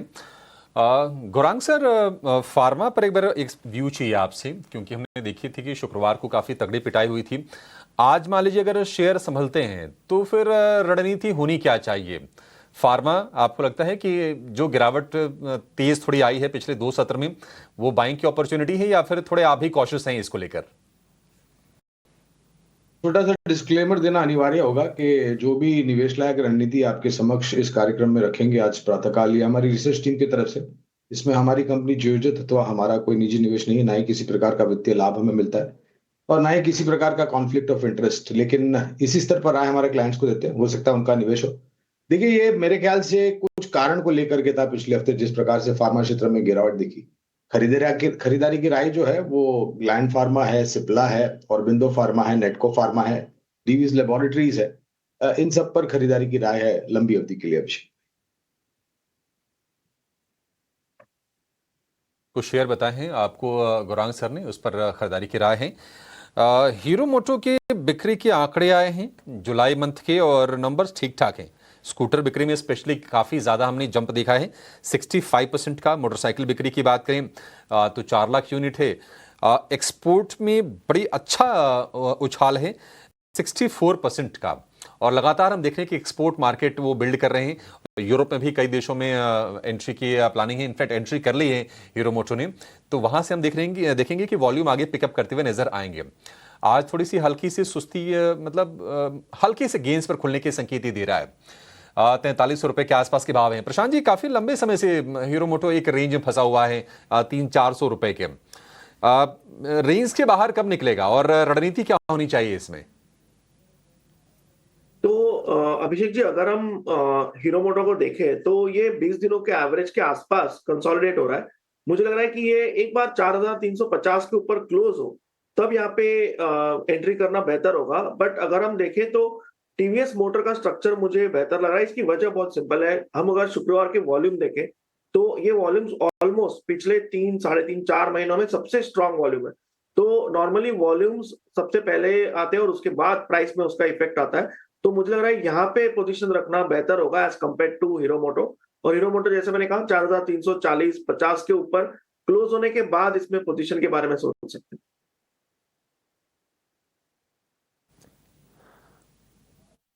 एब्सोल्युटली। तो चलिए हीरो मोटो कॉर्प पर ये टेक, लेकिन महज 2 मिनट बचे हैं बाजार की शुरुआत में। और आज शुरुआत के साथ साथ रिजल्ट बैक्ड एक्शन जहां पर नजर आ सकता है उस पर नजर रखेंगे। ऑटो बिक्री के पूरे डेटा, ऑटो सेल्स के नंबर्स आ चुके हैं अब हमारे सामने। तो उन नंबर्स के लिहाज से हीरो मोटो कॉर्प के काफ़ी दमदार नंबर्स थे, तो इसके चलते स्टॉक पर भी नज़र रखनी होगी। आईटीसी अनुमान के मुताबिक ही नंबर्स आते हुए दिखे हैं। डाइवर्सिफाइड एफएमसीजी स्पेस, और हम ये नहीं भूल सकते कि पिछला पूरा हफ्ता एफएमसीजी बास्केट ने बाजार को संभालने का काम किया था। आईटीसी के ही नतीजों की अगर बात करें, रेवेन्यू अच्छे थे, बीट इनफैक्ट हमारे अनुमान से भी। सिगरेट और एग्री ट्रेडिंग की अगर बात करें, और सिगरेट वॉल्यूम ग्रोथ जो है मल्टी हाई पर देखने को मिली, जिसके चलते आईटीसी के स्टॉक प्राइस पर फोकस रहेगा। Hero MotoCorp of course July sales in line थे एस्टिमेट्स के मुकाबले, अगर देखें हमारे अनुमान मुताबिक ही थे। और स्कूटर सेल्स में 64% के सालाना आधार पर जो बढ़त है उसका एक बड़ा रनअप और सपोर्ट जो है हो सकता है कि कंपनी को पहले तो बिजनेस स्कोर्स के साथ साथ इवेंचुअल इम्पैक्ट इक्विटी मार्केट में स्टॉक प्राइस पर भी पड़ता हुआ देखिए। टाटा पावर नंबर्स की अगर बात करें, बेहतरीन नंबर्स, Q1 में अबव एस्टिमेट मार्जिन में करीब 23% का उछाल, 20-21% थे सालाना आधार पर, जो 20% से 23% पर जा पहुंचे हैं। इसके अलावा अगर आप देखेंगे रेलवे स्टॉक्स पर भी नजर रखें, टीटागढ़ रेल, अभी थोड़ी देर पहले रेल टेल का भी जिक्र हम कर रहे थे। ऑर्डर विंस के चलते ये सारी कंपनियां जो हैं फोकस में रहेगी, और डिलीवरी पर खास तौर से नजर रखें। दमदार नतीजे हर लिहाज से, हर पैरामीटर पर नंबर्स जो हैं काफी बेहतरीन आए। प्री ओपन में करीब 2.5% की तेजी के साथ खुलने की तैयारी करता हुआ, पूरी उम्मीद है कि बाजार खुलने के साथ साथ बढ़िया तेजी, बढ़िया रनअप देखने को मिलेंगे। मार्जिन्स जो है करीब 4.5% से 6.5-7% पर जाते हुए दिखे। कामकाजी मुनाफे के फ्रंट पर 53% की बढ़त देखने को मिली। रेवेन्यूज के फ्रंट पर बढ़त रही, और साथ ही मुनाफे के फ्रंट पर भी अच्छा खासा एक्शन है। तो स्टॉक वाइज मूव ढेर सारे होंगे।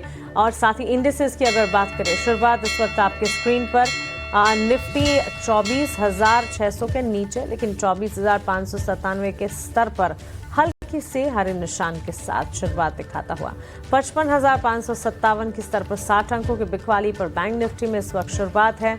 सेंसेक्स में करीब 50 अंकों की बढ़त 80,646 के स्तर। ब्रॉडर मार्केट्स में मिड कैप स्मॉल कैप जो है वो जूझ रहे हैं, बिकवाली का दबाव वहां पर देखने को मिलेगा। एडवांस डिक्लाइन रेशियोज में एडवांसेस का पलड़ा भारी है। फेयर इंडिकेटर इंडिया विक्स पर भी नजर होनी चाहिए। लार्जर प्लेयर्स में रिलायंस, HDFC बैंक इस वक्त सामने नजर आ रहे हैं, जो कि बाजार को संभालने का काम कर रहे हैं। इस वक्त शुरुआत जो है बेहतर होती हुई एटलीस्ट इन स्टॉक्स में जरूर देखने को मिली है।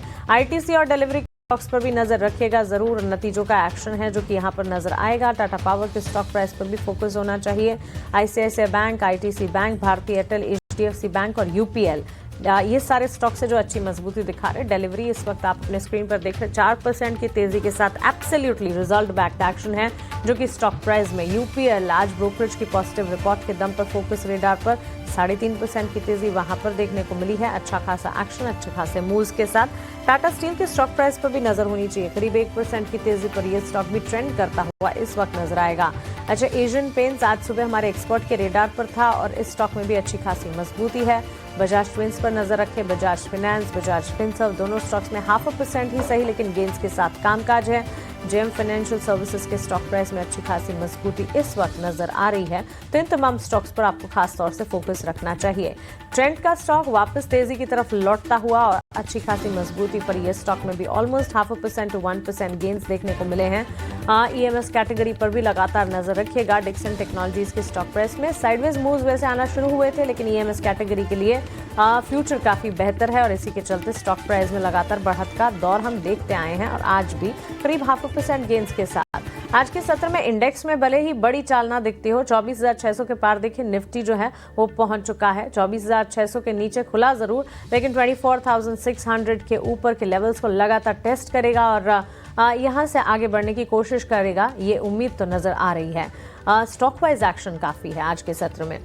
गिरावट कहां से है? आईटी में कुछ चुनिंदा प्लेयर्स हैं, इन्फोसिस, एचसीएल टेक्नोलॉजीज, टेक महिंद्रा जो कि टूट रहे हैं। इसके अलावा आईसीआईसीआई बैंक, ब्रिटानिया जैसे स्टॉक्स हैं जहां से कमजोरी हाथ लगी है।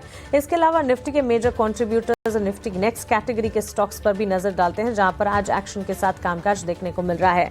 एक तो देखिए श्रीराम फाइनेंस का स्टॉक है, करीब 1.5% की तेजी। डिफेंस स्पेस में बीएल में अच्छी खासी एक्शन के साथ कामकाज को मिला है। जियो फाइनेंशियल सर्विसेज लगातार हर सेशन में अच्छा खासा एक्शन दिखाते हुए 0.5% to 1% gains. Nifty next category में टीवीएस मोटर अभी हमने हमारे एक्सपर्ट से राय ली और इस स्टॉक पर भी जिक्र था, ट्रेडिंग आइडिया था, शिवांगी शादा बात भी कर रही थी। 1.5 से 2% तक की तेजी टीवीएस मोटर के स्टॉक प्राइस में इस वक्त नजर आ रहे हैं। इसके अलावा Canara bank, Punjab national bank, Divi's laboratories, Hindustan aeronautics, ये सारे के सारे स्टॉक्स हैं नेक्स्ट कैटेगरी वाले जहां पर अच्छा खासा एक्शन। आरईसी पीएफसी के चार्ट्स पर भी नजर रखिएगा जरूर। पीएफसी में अच्छा खासा एक्शन है, मजबूती के साथ शुरुआत होती हुई। इस बीच एसआरएफ के स्टॉक में भी 0.5% गेंस हैं। एलआईसी हाउसिंग फाइनेंस पर अभी हमने राय ली थी, 2-2.5% के गेंस हैं। इसे भी रिविजिट जरूर करेंगे। सेक्टर वाइज बाजार की चाल एक बार आपके स्क्रीन पर लाकर रख देते हैं। सेक्टर स्पेसिफिक अप्रोच की अगर बात करें, अच्छी तस्वीर नजर आ रही है। आईटी सेक्टर में हम देख रहे हैं गिरावट है। इसके अलावा हर सेक्टर, हर पॉकेट में हरे निशान के साथ मजबूती के साथ शुरुआत होती हुई। PSU bank, automobile sector, metal, pharma, mid select, energy, FMCG, real estate, इसी ऑर्डर में हम देख रहे हैं अच्छी मजबूती के बीच ये सारे सेक्टर्स जो हैं ये ट्रेंड करते हुए नजर आ रहे हैं। अच्छी शुरुआत कही जाएगी इसे बाजार की क्योंकि स्टॉक वाइज मूव्स ढेर सारे हैं, अपॉर्चुनिटीज आपको मिलेंगी और इंडेक्स जो है लगातार संभलने की कोशिश कर रहे हैं। ओपनिंग का खिलाड़ी हमारा स्क्रीन पर लेकर आते हैं। बाजार खुलने से पहले डिलीवरी का जिक्र हमने किया था और ये बन चुका है हमारा ओपनिंग का खिलाड़ी। Stock of the day delivery 5% की तेजी के साथ इस वक्त स्टॉक में मजबूती है। नतीजों का एक्शन है हमारे फोकस रेडार पर। हमने एक्सपर्ट से भी उनकी राय ली थी, ब्रोकरेजेस के भी नोट्स आते हुए दिख रहे हैं। हर पैरामीटर पर नंबर्स पॉजिटिव और इसी के चलते ये ओपनिंग का खिलाड़ी बनता हुआ इस स्टॉक पर नजर रखेंगे और आगे भी स्टॉक पर हमारे एक्सपर्ट्स उनकी राय लेंगे। मुनाफा, मार्जिन और साथ ही ग्रोथ की अगर बात करें, आय, रेवेन्यू की बात करें, तीनों फ्रंट पर स्टॉक जो है वो पॉजिटिव साबित होता हुआ बिकॉज रिजल्ट्स जो हैं काफी अच्छे थे। एनएसई इंडेक्स ट्रैकर इस वक्त आप अपने स्क्रीन पर देख रहे हैं। तस्वीर निशान के साथ मजबूती की नजर आ रही है। आईटी सेक्टर को छोड़ दीजिएगा, उसके अलावा बाजार की शुरुआत ठीक ठाक। शुरुआत में मिड कैप स्मॉल कैप में गिरावट हाथ लगी थी लेकिन वो भी संभल चुके हैं। इस वक्त अगर देखेंगे मिड कैप इंडेक्स में भी मजबूती की चाल देखने को मिली और स्मॉल कैप में भी स्टॉक वाइज एक्शन आपको दिखेगा। निफ्टी का हीट मैप है इस वक्त आपके स्क्रीन पर। हरे निशान के साथ जो स्टॉक्स बाजार को संभाल रहे हैं ये सारे स्टॉक्स इस वक्त आप अपने स्क्रीन पर देख रहे हैं। लेकिन चलिए आगे बढ़ेंगे और बाजार की शुरुआत को हमारे एक्सपर्ट्स कैसे देखते हैं और शुरुआत में उनके ट्रेडिंग आइडियाज क्या हैं उस पर भी आप नजर डालते हैं।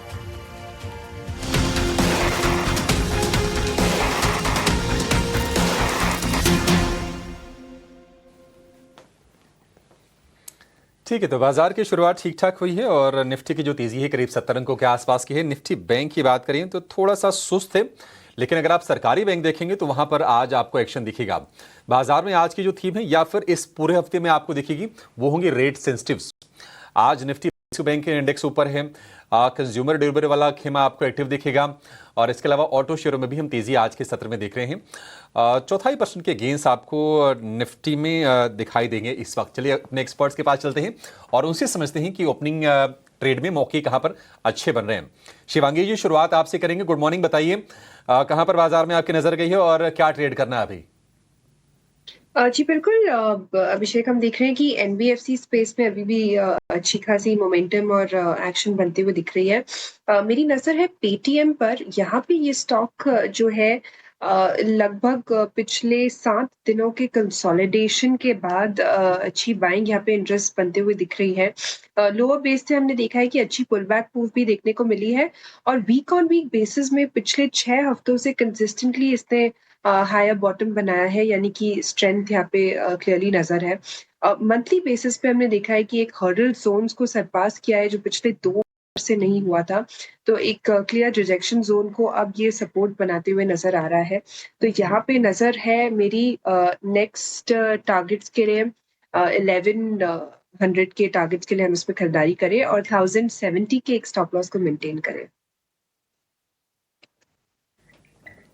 ठीक है, हाल फिलहाल हमने देखा भी था कि 1100 रुपए के ऊपर पेटीएम का शेयर ये गया था क्योंकि नतीजे अच्छे आए थे, प्रॉफिट पोस्ट किया था कंपनी ने और फिर से हम देख रहे हैं कि तेजी बढ़ रही है। आप इसका फायदा उठाइए। 1070 का स्टॉप लॉस, 1100 रुपए का टारगेट के लिए आप पेटीएम को ट्रेड कर सकते हैं। प्रशांत जी, आप बताइए आपका ओपनिंग का खिलाड़ी कौन सा है? आपने कौन से शेयर पर दाव लगाया है? तो Abhishek ji, based on the opening and price action, मुझे लग रहा है कि जिंदल स्टील काफी स्ट्रांग ओपनिंग बता रहा है। करीबन 959 959 के आसपास स्पॉट ट्रेड कर रहा है। मेरा स्टॉप लॉस यहाँ पे होगा 945 के नीचे, 944 944। जो टारगेट मैं देख रहा हूँ वो आपको एक गैप नजर आएगा करीबन 985। यहां तक मैं टारगेट एक्सपेक्ट कर रहा हूँ। ठीक है, 985 के टारगेट होंगे जिंदल स्टील के लिए, जेएसपीएल, और 958 रुपए का भाव है। आधे % के आसपास की तेजी फिलहाल आपको दिखेगी। 900 स्टॉप लॉस प्रशांत जी क्या बताया आपने? 944 944। 944 रुपए का स्टॉप लॉस होगा। 985 के टारगेट होंगे जिंदल स्टील के लिए। प्रशांत जी, लगे हाथ ना एक बार यूपीएल पर आप व्यू दीजिए, क्योंकि यूपीएल में हमने देखा था कि 700 रुपए के ऊपर ये शेयर गया। लगातार एक तगड़े मोमेंटम में हम देख रहे हैं। 5% का उछाल आज के सत्र में भी है। जरा बताएंगे कि यूपीएल में आप कितनी तेजी यहां से देख रहे हैं और क्या फ्रेश बाइंग करनी है या फिर अब शेयर चल गया है, डिप का वेट करें? तो अभिषेक जी, मुझे लग रहा है कि यहाँ कैश में थोड़ा प्रीएम्प्ट करके जा सकते हैं, क्योंकि जो प्राइस एक्शन हुआ था नतीजों के बाद, मुझे लग रहा है वो ऑलमोस्ट नेगेट हो रहा है। यहाँ से हम करीबन 670 का स्टॉप लॉस रख के स्ट्रिक्टली कैश में ट्रेड कर सकते हैं। टारगेट रखेंगे करीबन 725 730। ठीक है, 725 730 का टारगेट होगा यूपीएल के लिए। कंजम्पशन वाले शेयर में हमने देखा था कि एक बढ़िया सपोर्ट मिला था, बाइंग आई थी और अक्रॉस द बोर्ड, चाहे रिटेल वाले हों, एफएमसीजी हों, डिस्क्रिशनरी हो, वहां पर तेजी बनी थी। एक और शेयर जो मुझे पर्सनली थोड़ा अच्छा लगता है ये, क्योंकि इसका बिजनेस मॉडल अच्छा है, लेकिन शेयर में हमने काफी ज्यादा प्रॉफिट टेकिंग देखी है। थोड़े थोड़े रिवर्सल के संकेत अब आ रहे हैं। पीडीलाइट, शिवांगी जरा चेक करेंगे पीडीलाइट को, क्या संभल गया शेयर या फिर ज्यादा ट्रस्ट ना करें एक दिन की तेजी से? जी पिडिलाइट काफी बीटन डाउन अगर हम देखें तो हो रखा था। हालांकि लंबे अवधि के स्ट्रक्चर जो है पोजिशनली अगर किसी ने बाइंग की है तो अभी भी फिलहाल यहाँ पे स्ट्रक्चर मेंटेन होते हुए दिख रहा है। बट इमीडिएट बेसिस पे हमने देखा है कि पिछले 4 हफ्तों से काफी गिरावट देखने को मिली है और पूरे जो लगभग 2 महीनों के जो गेन्स थे वो वाइप आउट होते हुए दिखे हैं लास्ट मंथ। तो यहाँ पे मेरी राय रहेगी कि हम थोड़ा और वेट एंड वॉच करें अगर ट्रेडिंग के लिहाज से नजर कर रहे हैं हम। ऑफ कोर्स आज एक अच्छी 3% के आसपास तेजी देखने को मिली है, बट अभी भी की एक्सपोनेंशियल मूविंग एवरेजेस के नीचे ट्रेड करते हुए नजर आ रहा है। तो इसलिए मेरी राय रहेगी कि हम थोड़ा वेट एंड वॉच कर सकते हैं। ये बिल्कुल पिडलाइट पे जो है वेट एंड वॉच की राय है शिवांगी की तरफ से। Gaurang sir, interest rate sensitive stocks जो है अब अगले 2 से 3 सेशंस में फोकस में रहने वाला। और आज देखिए पीएसयू बैंक्स में एक अच्छी बाइंग आ रही है। ये पूरे खेमे पे जो है ऑफकोर्स इंटरेस्ट रेट सेंसिटिव की बात करें तो यहाँ पे कंजम्पशन भी आता है, ऑटो भी आता है और ऑफकोर्स पूरी जो है फाइनेंसिंग की कंपनीज आती हैं, बैंक्स आते हैं। तो इस सेगमेंट में जो है आपको कौन सा सेगमेंट जो है अच्छा लग रहा है जहाँ पे अभी कंफर्ट देखने मिल सकता है बाजार को?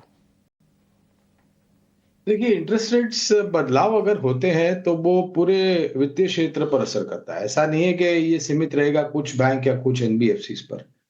और ये भी वास्तविकता है कि हर एक बैंक के जो कॉस्ट ऑफ बोरोइंग और लेंडिंग है वो अलग-अलग होते हैं। मेरे ख्याल से अभिषेक भाई ने प्रश्न पूछा था लेकिन मैंने जवाब नहीं दिया उनका।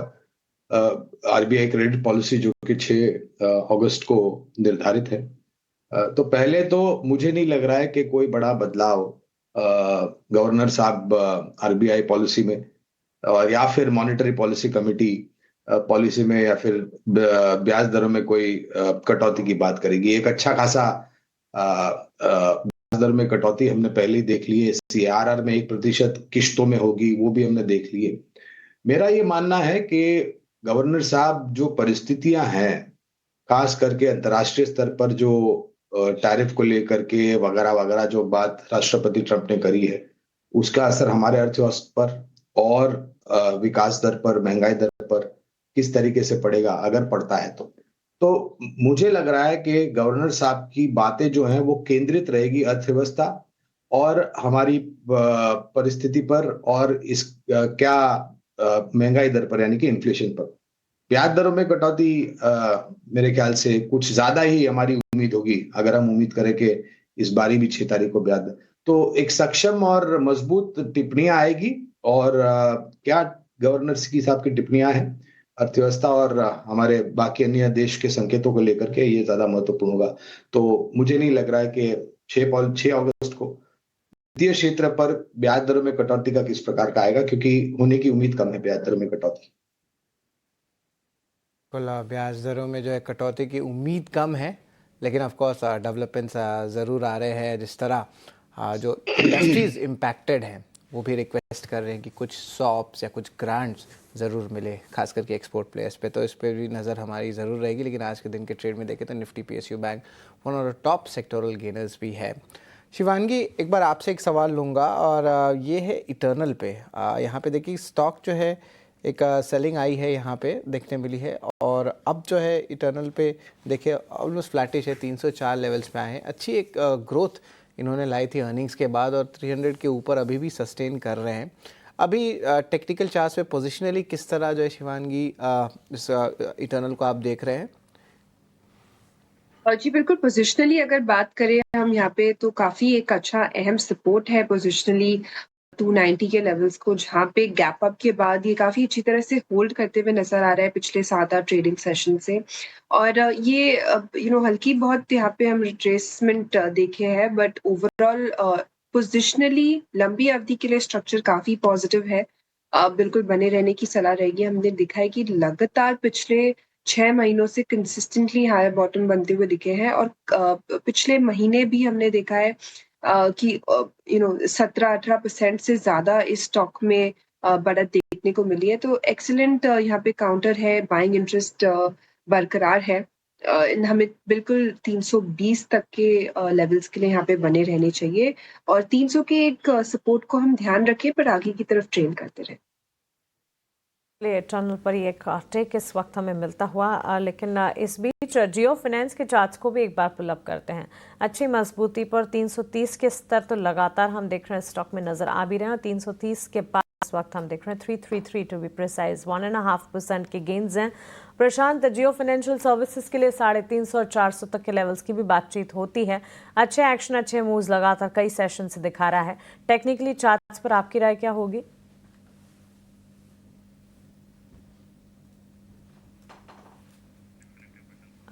ठीक है, प्रशांत से शायद हमारा संपर्क नहीं हो पा रहा है। शिवांगी, जियो फाइनेंशियल पर आप ही अपना टेक दीजिएगा प्लीज। जी बिल्कुल, जियो फाइनेंस की अगर हम बात करें तो काफी शानदार स्टॉक है। इनफैक्ट हमने देखा है कि आज के सेशन में जो पिछला 330 का लेवल्स था, जो रिजेक्शन जोन था कहीं ना कहीं स्टॉक का, वो सरपास हुआ है और काफी अच्छी तरह से पिछले 4-5 दिनों से हम देख रहे हैं कि इसमें बाइंग इंटरेस्ट बहुत ही स्ट्रांगली नजर आ रहा है। आरएसआई काफी पॉजिटिव है और यहाँ पे बिल्कुल नजर रहेगी। नेक्स्ट जो टारगेट है 350 के बनते हुए दिख रहे हैं यहाँ पे और 330 के एक स्टॉप लॉस को मेंटेन करें। इसमें 30 का स्टॉप लॉस मेंटेन करें। पॉजिटिव चार्ट फ्लोज हैं और फंडामेंटल्स की अगर बात करें यहाँ पर भी पॉजिटिव रैशनल कई सारे एक्सपर्ट्स देते हैं। तो जियो फाइनेंशियल सर्विसेज टेक्निकल और फंडामेंटल दोनों ही पैरामीटर पर खरा उतरता हुआ। गौरांग सर, आज के सत्र की तस्वीर अलग है। स्टॉक स्पेसिफिक मूव्स अच्छे दिख रहे हैं। सेक्टर्स भी आईटी के अलावा हर सेक्टर में अच्छा एक्शन है, लेकिन इन दिनों सेक्टोरल टर्निंग का दौर हमने देखा और ऐसे सेशंस भी देखे हैं जब बाजार में भारी कमजोरी और गिरावट हावी हो रही है। एक सवाल आपसे ये पूछना है कि अगर इस तरह का समय वापस से नजर आए कुछ सेशंस में, अगर हर तरफ गिरावट बिकवाली हो और एंट्री अपॉर्चुनिटी नजर आए, क्योंकि बाजार में गिरावट का इंतजार करते हैं लोग ताकि एंटर कर पाएं और गिरावट में सहम जाते हैं, अगर ऐसा मौका फिर से आए और अगर अपना पोर्टफोलियो क्रिएट करना है तो कौन से सेक्टर सबसे पहले आगे खड़े होंगे जिस पर फोकस होना चाहिए? क्या फार्मा पर एक बेट लगानी चाहिए? क्या एफएमसीजी पर भरोसा करना चाहिए? कौन से सेक्टर्स आपको लगते हैं और उनसे जुड़े कोई स्टॉक्स भी अगर आप हमें बता पाएं तो बताइएगा जरूर। मानसी, देखिए, पहले तो मैं ये बात से सहमत नहीं हूं कि आपको अगर लंबी अवधि का नजरिया आपका, तो आपको शेयर बाजार में किसी एक स्तर का या फिर किसी निचले स्तर के मूल्यांकन का या समय का इंतजार करना चाहिए। वास्तविकता और सत्य यह है कि आपको कदम आगे बढ़ाना चाहिए, और मैं ये बिल्कुल मानता हूं कि मुझे नहीं लग रहा है कि कोई ऐसा बड़ा गुरु पैदा हुआ है जो आपको निर्णायक तरीके से एक निचला स्तर और एक ऊपर का स्तर बता दे। बाजार की मैं बात कर रहा हूं, हमारे नहीं, आप किसी भी विश्व भर के बाजार को देख लीजिए। तो ये जो करेक्शन आया है, मैं नम्र विनंती ये होगी, तो पहले तो मूल्यांकन और समय का और स्तर का इंतजार न करते हुए आप अपना कदम आगे बढ़ाइए। जो भी निवेश लायक पूंजी आपके पास, उसका अपने जोखिम झेलने की क्षमता के हिसाब से 15, 25, 30% इस स्तर पर खरीदारी करना शुरू कीजिए। अब कौन से क्षेत्र में खरीदारी करना है, मैं ये हाल फिलहाल जो परिस्थिति है उसको मद्देनजर रखते हुए, मेरे ख्याल से जो भी क्षेत्र स्थानीय संकेतों से जुड़े हुए हैं, अंतर्राष्ट्रीय क्षेत्र से थोड़े बहुत दूर हैं, उन पर पहले ध्यान दें। तो मिसाल के तौर पर आपने और अभिषेक भाई ने वित्तीय क्षेत्र के बारे में पूछा, विस्तार बातें की। State bank of India, Indian bank, दो विकल्प है। एक्सिस और HDFC या ICICI निजी क्षेत्र में विकल्प है। हमें लग रहा है कि FMCG क्षेत्र इस वित्तीय वर्ष के तीसरी तिमाही, अक्टूबर, नवंबर, दिसंबर में जमीनी स्तर पर खपत से जुड़े हुए सकारात्मक संकेत आएंगे। HUL, ITC, Tata consumer, Godrej consumer है। सीमेंट क्षेत्र में हमें लग रहा है कि तीव्र गति आपको खपत के लेकर के आती हुई दिखेगी, जिसका महीने दर महीने जो सीमेंट की बोरियां बिक्री हो रही है वहां पर सकारात्मक असर। और फिर नतीजों में तो विकल्प क्या है? दालमिया भारत सीमेंट है, एक मझौली सीमेंट उत्पादन करने वाली कंपनी, और तीनों दिग्गज नाम ACC, अल्ट्राटेक, अंबुजा, ये अच्छे लगते हैं। कुछ हद तक आप हमें पूछे तो हॉस्पिटैलिटी सेक्टर ये अच्छा लगता है, जहां पर इंडियन होटल्स नामक कंपनी है। फार्मा क्षेत्र पर आपने प्रश्न पूछा, मैंने उत्तर दिया। हमारा सिप्ला पर खरीदारी की राय है, नेटको फार्मा और बिंदु फार्मा। इसके साथ साथ hospitals, health care, Apollo hospital और फोर्टिस हेल्थ केयर, ये दो खरीदारी की राय है। तो क्षेत्र बहुत सारे, टेलीकॉम सर्विस प्रोवाइडर कंपनीज ले लीजिए आप, भारती एयरटेल या फिर रिलायंस इंडस्ट्रीज, क्योंकि जियो मोबिलिटी का कारोबार उसके तहत है। तो बहुत सारे विकल्प है। ये देखना अनिवार्य है कि आप में कितनी क्षमता है और आप में कितनी हिम्मत है कि आप एक कदम आगे बढ़ा करके निवेश करने। ठीक है, अगर आपको निवेश करना है, लंबी अवधि के बारे में सोचना है, तो कोई बहुत कंफ्यूजन नहीं है बाजार में। आप सेक्टर के लीडर्स के साथ जाइए और आपके पैसे बन जाएंगे। SBI, इंडियन बैंक, अब सरकारी बैंकों में चुन लीजिए। एक्सिस से या आप प्राइवेट बैंकिंग में चुनिए। कंजम्पशन में जो लीडर्स हैं HUL, ITC, उनके साथ जाइए। सीमेंट में ACC, अंबुजा, अल्ट्राटेक, डालमिया भारत, ये कुछ नाम है जो आपको सुझा रहे हैं गौरांग सर। फार्मा में सिप्ला, नेटको फार्मा पर और अरविंदो फार्मा, ये आप चुन सकते हैं। और हॉस्पिटल स्पेस की बात करें, अपोलो, फोर्टिस पर आप दांव लगा सकते हैं। तो आपको पोर्टफोलियो प्लान करना है तो बहुत कंफ्यूज होने की, बहुत डरने की यहाँ पर ज़रूरत नहीं है। बाजार में ऐसी कोई पैनिक की स्थिति, कोई डर का माहौल नहीं है। थोड़ी सी अनिश्चितताएं हैं और ये बाजार का दस्तूर भी है। अनिश्चितताएं अगर ना हो, अगर बाजार थोड़ा ऊपर नीचे ना हो, फिर मजा भी नहीं है। एक तरफा तो चल नहीं सकता बाजार ना। तो ये आप ध्यान में रखे चलिए। गौरांग सर, बहुत शुक्रिया थोड़ा सा कॉन्फिडेंस बढ़ाने के लिए और हमारे दर्शकों को गाइड करने के लिए भी। Thank you so much. लेकिन चलिए अपने एक और एक्सपर्ट को जोड़ते हैं। शरण लेलानी हमारे साथ जुड़ गए हैं शो में। शरण, हफ्ते की अच्छी शुरुआत, गुड मॉर्निंग। बताइए आपने कौन से शेयरों को चुना है और क्या ट्रेड आप सजेस्ट कर रहे हैं? गुड मॉर्निंग अभिषेक, गुड मॉर्निंग मानसी। आज डिसेंट रिकवरी दिख रही है थोड़े नीचे के सरों से। तो आज के लिए मेरे दो पिक रहेंगे। पहला रहेगा एबी कैपिटल। एक अपने ब्रेकआउट लेवल को रीटेस्ट करने के बाद वापस एक रिवर्सल दिखा रहा है, काफी डिसेंट लग रहा है चार्ट्स पे। तो आप करंट प्राइस पे बाय कर सकते हैं इंट्राडे के लिए अराउंड 256। टॉप लॉस रहेगा डे लो 251 का, सिर्फ 5 रुपीज। टारगेट रहेगा 261 और 266 के लेवल्स के लिए। चार्ट्स पे डिसेंट लग रहा है, रिवर्सल के चांसेस बहुत हाई है और मार्केट भी आज सपोर्ट कर रहा है। सेकंड रहेगा सीडीएसएल। अपने 200 डे डीएमए से फ्राइडे के दिन एक अच्छा रिवर्सल पैटर्न दिखा रहा है और मुझे लग रहा है अपना पिछला स्विंग हाई को रीटेस्ट कर सकता है। तो आप सीडीएसएल खरीदिए, 1505 का भाव चल रहा है। टॉप लॉस रहेगा 1475, सिर्फ 30 रुपया या 2%। टारगेट रहेगा आपका 1535 फर्स्ट टारगेट, सेकंड टारगेट रहेगा 1565। चार्ट्स पे रिवर्सल के साइन दिख रहे हैं। एनएसडीएल का भी आईपीओ अभी लिस्ट हो जाएगा तो एक पॉजिटिव ट्रैक्शन स्टॉक में रहेगा। तो आज के लिए मेरे ये दो पिक्स रहेंगे।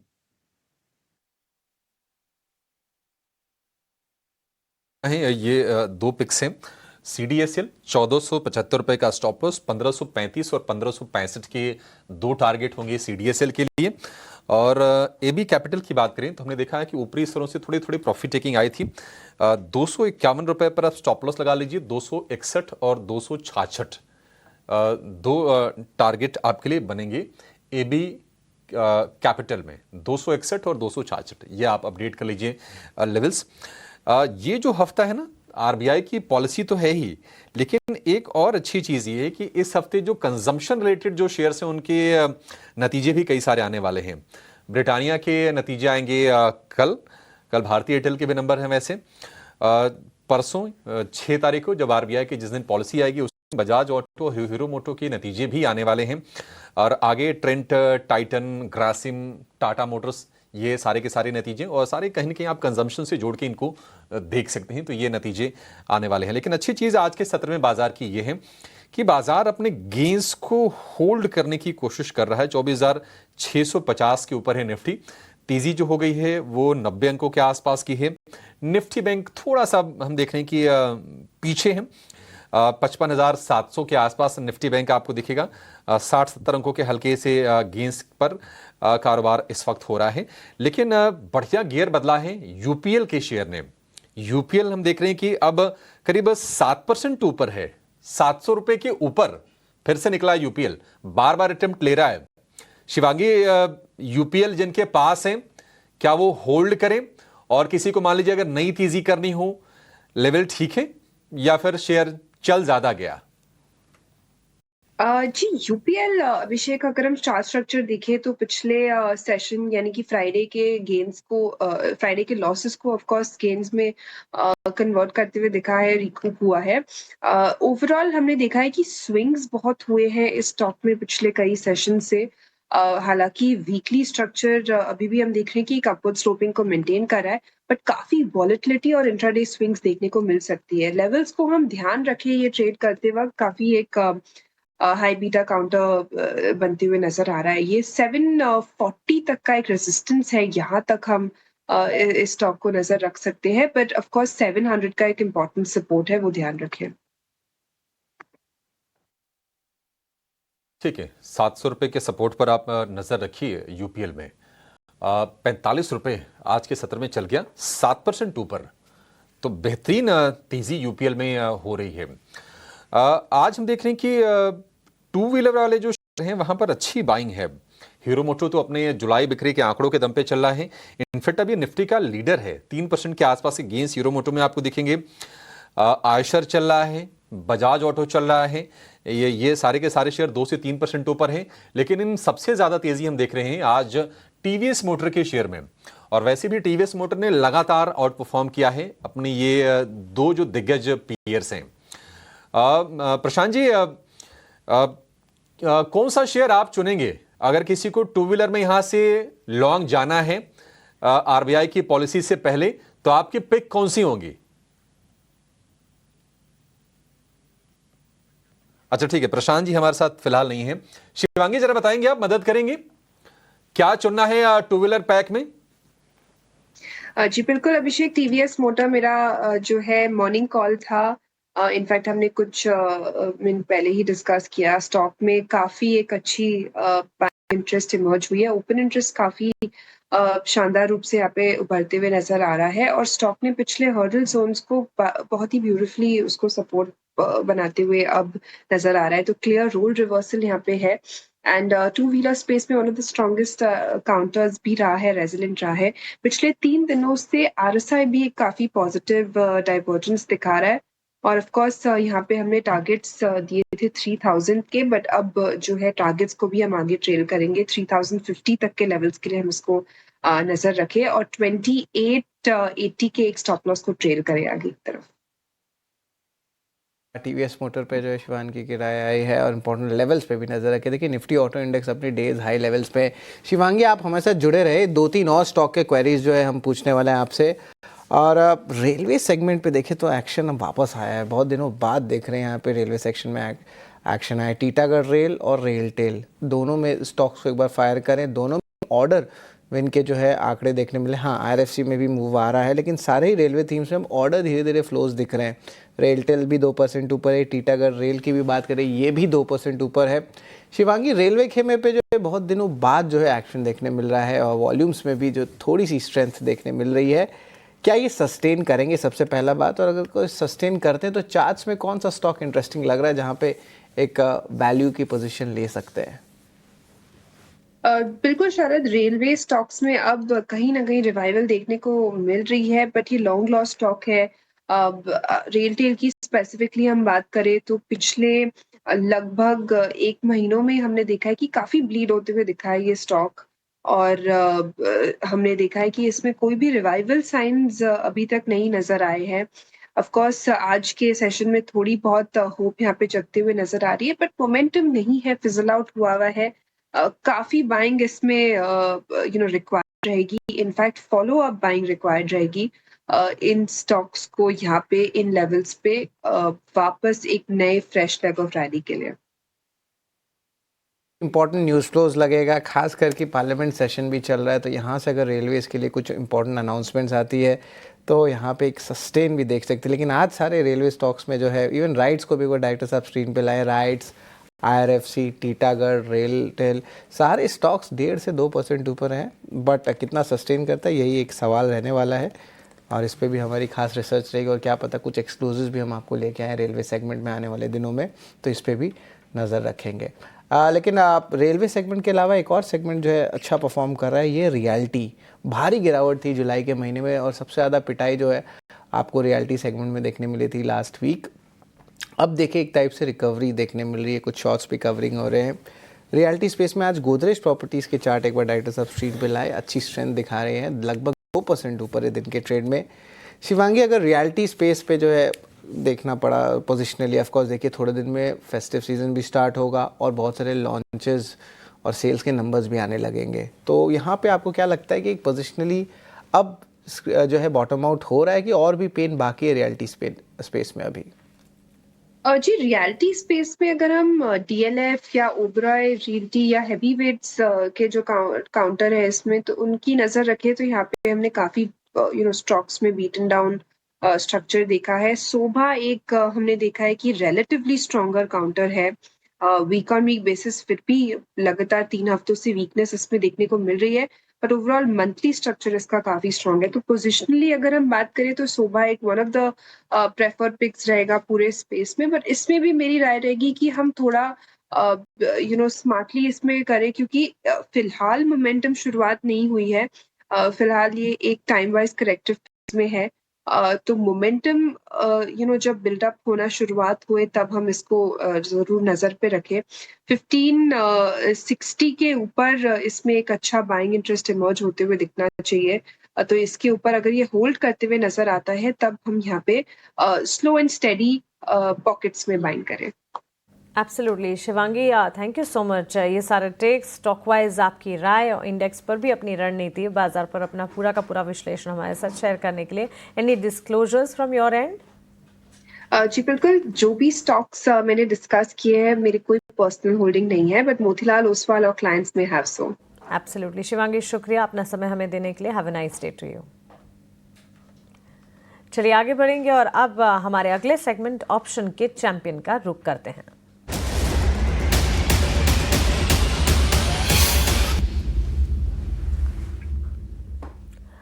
ऑप्शन के चैंपियन में अपनी रणनीति लेकर नीलेश जैन सेंटम ब्रोकिंग साहब हमारे साथ जुड़ गए हैं। गुड मॉर्निंग नीलेश, बताएं। Very good morning to Mansi. देखिए यहाँ पर स्टॉक स्पेसिफिक खरीदारी हमें देखने को मिल रही है, खरीदारी पर फोकस करके चल रहे हैं। तो जो रडार पे स्टॉक आया है वो है L&T। यहाँ पर देखिए पिछले सप्ताह एक बड़ी गैप अप ओपनिंग हमने देखी थी और उस गैप अप ओपनिंग के बाद इस पर्टिकुलर स्टॉक ने थोड़ा बहुत प्रॉफिट टेकिंग दिखाया था, बट आज फिर से अपने सपोर्ट को रिटेस्ट करके एक रिवर्सल दिखा रहा है प्लस स्टॉक। तो यहाँ से हम एक मोमेंटम एक्सपेक्ट करके चल रहे हैं। ऊपरी स्तर पर अगर हम अंडरलाइन की बात करें तो 3650 तक का पुल बैक हम एक्सपेक्ट करके चल रहे हैं। इसलिए यहाँ पे 3600 का कॉल ऑप्शन लेने की सलाह होगी। एट द मनी का कॉल ऑप्शन जो फिलहाल 70-72 की रेंज में चल रहा है, इसे लॉन्ग करने की सलाह होगी। और ऊपरी स्तर पर अगर हम इसकी टारगेट की बात करें तो यहाँ पर 90 और 110, 90 और 110 के टारगेट होंगे। एंड स्टॉप लॉस यहाँ पे रखना 56 का। इन टर्म ऑफ रुपीज अगर हम रिस्क देखें तो 3000 का है एंड रिवॉर्ड यहाँ पे 6500 के बनते हुए नजर आ सकते हैं। तो L&T में एक पुल बैक ट्रेड को ध्यान में रखते हुए यहाँ पर कॉल ऑप्शन सजेस्ट करके चल रहे हैं। हमारे साथ जुड़े हैं तो आपका थोड़ा और समय 1-2 मिनट और ज़रूर जानना चाहेंगे बिकॉज मार्केट में इस वक्त सेक्टर वाइज काफ़ी अच्छा मूव, काफ़ी अच्छा एक्शन दिख रहा है और सबसे आगे अगर कोई सेक्टर खड़ा है तो वो है ऑटो सेक्टर। हालांकि इंडेक्स वाइज अगर देखेंगे ऊपरी स्तरों से निफ्टी में बिकवाली हाथ लगी है, लेकिन ऑटो क्षेत्र में ताज़ा ऑटो बिक्री के आंकड़े हैं और उससे ठीक बाद अब देखें तो TVS motor, hero motor, Motherson, ये सारे स्टॉक्स अच्छा मूव कर रहे हैं। ऑटो सेक्टर की रफ्तार पर क्या आपका भरोसा बनता है? बिल्कुल मानसी, देखिए यहाँ पर auto specifically two wheel space काफी अच्छा लग रहा है और इस स्पेस में हमें मोमेंटम कंटिन्यू होता हुआ नजर आ रहा है। As a part of disclaimer हमने हीरो मोटोकॉर्प को खरीदारी करने की सलाह दी हमारे क्लाइंट को। यहाँ पर हम एक मोमेंटम एक्सपेक्ट करके चल रहे हैं, बट उसके अलावा TVS motor, Bajaj auto, in fact across all auto counters काफी अच्छा मोमेंटम है और हमें ऐसा लग रहा है कि ये मोमेंटम यहाँ से कंटिन्यू होना चाहिए। और यहाँ से जिस हिसाब से फेस्टिव सीजन की शुरुआत होगी तो उसके पहले स्पेसिफिकली टू व्हीलर पे हमारा कॉन्फिडेंस थोड़ा सा ज्यादा बनता हुआ नजर आ रहा है, इसलिए ऑटो स्पेस में फोकस करके चलने की सलाह होगी शॉर्ट टर्म मोमेंटम के पर्सपेक्टिव। स्पेसिफिकली अगस्त सीरीज में हम एक आउट परफॉर्मेंस देख सकते हैं within auto space. Nilesh ji, आप हमारे साथ बने रहिए। बहुत शुक्रिया आज समय देने के लिए। निफ्टी और निफ्टी बैंक दोनों की तस्वीर है अब लाल, दोनों हैं अब गिरावट के साथ कारोबार करते हुए और निफ्टी 24,550 के आसपास। निफ्टी बैंक की बात करें तो करीब करीब 250 अंकों की गिरावट हो गई। तो हमने कहा था कि नहीं, बाजार में हो सकता है कि पॉजिटिव शुरुआत तो हो जाए, लेकिन सस्टेन करेगा या नहीं, इसको लेकर सवाल थे और वो होती भी दिख रही है। नीलेश जी, क्या करें मार्केट में? यहाँ से बड़ा मुश्किल है क्योंकि इंट्राडे में जो वोलेटिलिटी हो रही है ना, वो रिटेल के झेलने लायक नहीं है। वो हम तो कह रहे हैं कि नहीं, अगर आप इंडेक्स छोड़ भी दे तो कोई दिक्कत नहीं है। आप क्या सजेस्ट कर रहे हैं और अपने क्लाइंट्स को आप कैसे गाइड कर रहे हैं? बिल्कुल अभिषेक जी, देखिए यहाँ पर सबसे पहली चीज तो क्लियर है कि रोल ओवर डेटा हमने पिछले सप्ताह देखे थे, कहीं ना कहीं वो सेटिस्फैक्टरी नहीं थे और वहां से हमें थोड़ा बहुत इंडिकेशन मिल रहा है कि अगस्त सीरीज में हमें इसी प्रकार का एक स्लगिश मूव देखने को मिल सकता है। तो कॉन्फिडेंस थोड़ा सा यहाँ पर मिसिंग है और हम एक्सपेक्ट करके चल रहे हैं कि यहाँ पे ऊपरी स्तरों से फिर से थोड़ा सा एक दबाव देखने को मिल सकता है। अगर हम स्ट्रक्चर की बात करें तो निफ्टी का स्ट्रक्चर शॉर्ट टर्म के लिहाज से हमें वीक नजर आ रहा है। 24,500 के ब्रेक होने के बाद ऐसा लग रहा है 24,300 और 24,200 तक के भी लेवल टेस्ट हो सकते हैं। तो स्ट्रक्चर वाइज तो डेफिनेटली वीकनेस यहाँ पर बनी हुई है और कंटिन्यू हो सकती है।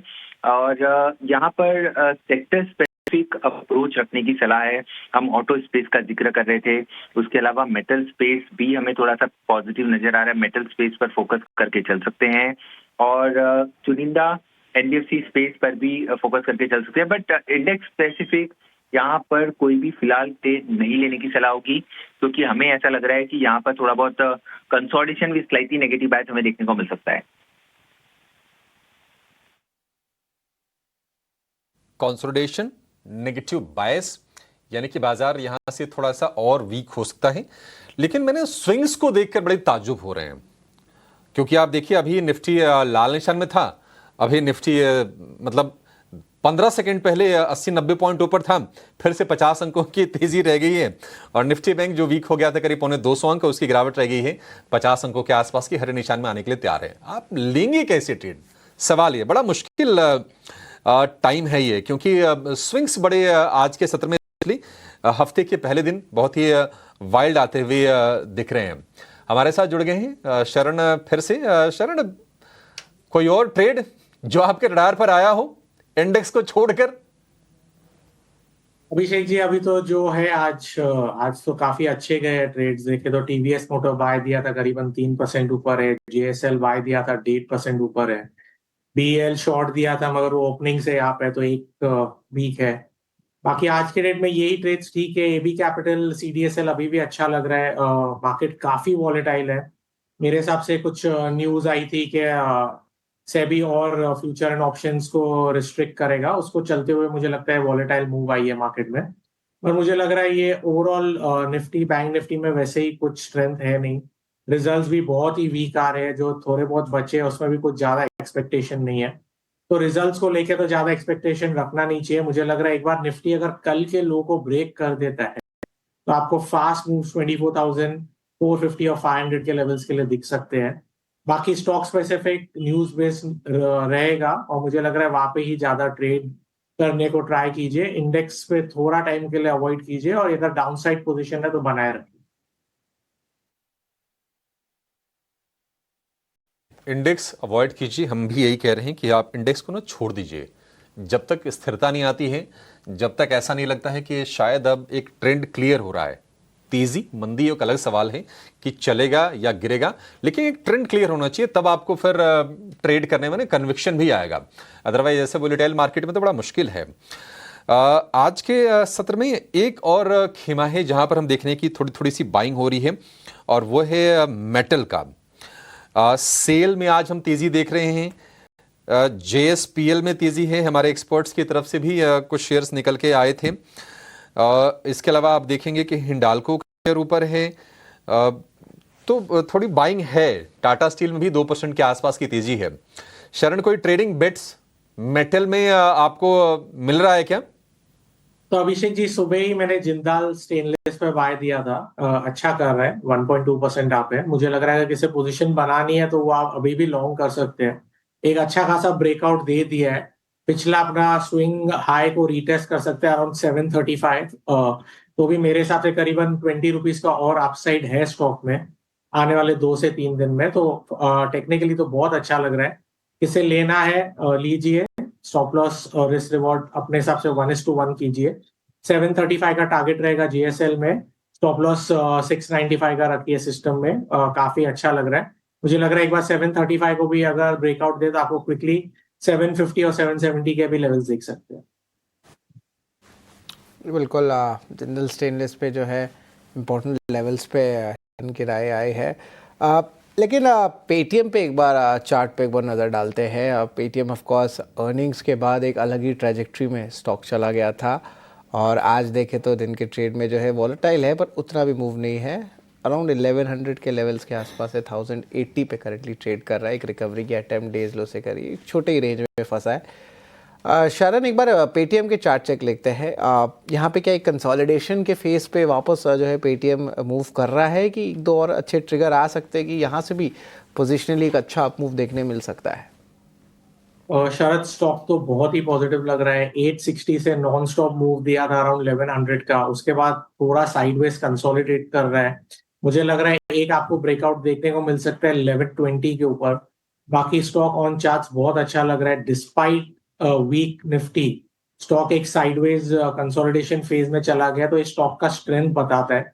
मुझे लग रहा है एक बार 1120 के ऊपर ट्रेड करें और 15 मिनट कैंडल, तो आपको एक अच्छा खासा अपसाइड दिख सकता है 1150 और 1200 के लिए। स्टॉक ओवरऑल पॉजिटिव है, चार्ट्स पे पॉजिटिव है, फंडामेंटली भी loss making to positive profit making आ गया है।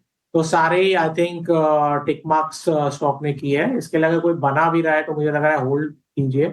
1120 के ऊपर एक अच्छा मूव देखने मिल सकता है। 1120 पे जो है एक अच्छा मूव मिल सकता है, और आप होल्ड कर रहे है तो कंटिन्यू करिए ये पोजीशन। ये जो है शरण की राय आ रही है। शरण, एक बार बैंक ऑफ बड़ौदा की चार्ट पे जो है एक बार नज़र डालते हैं। यहाँ पे भी स्ट्रेंथ देखने मिला। थोड़े दिन पहले टेक्निकल एनालिस्ट भी बता रहे थे कि यहाँ पे बने रहने चाहिए। नंबर्स में भी जो है एक अच्छा सरप्राइज़ देखने मिला।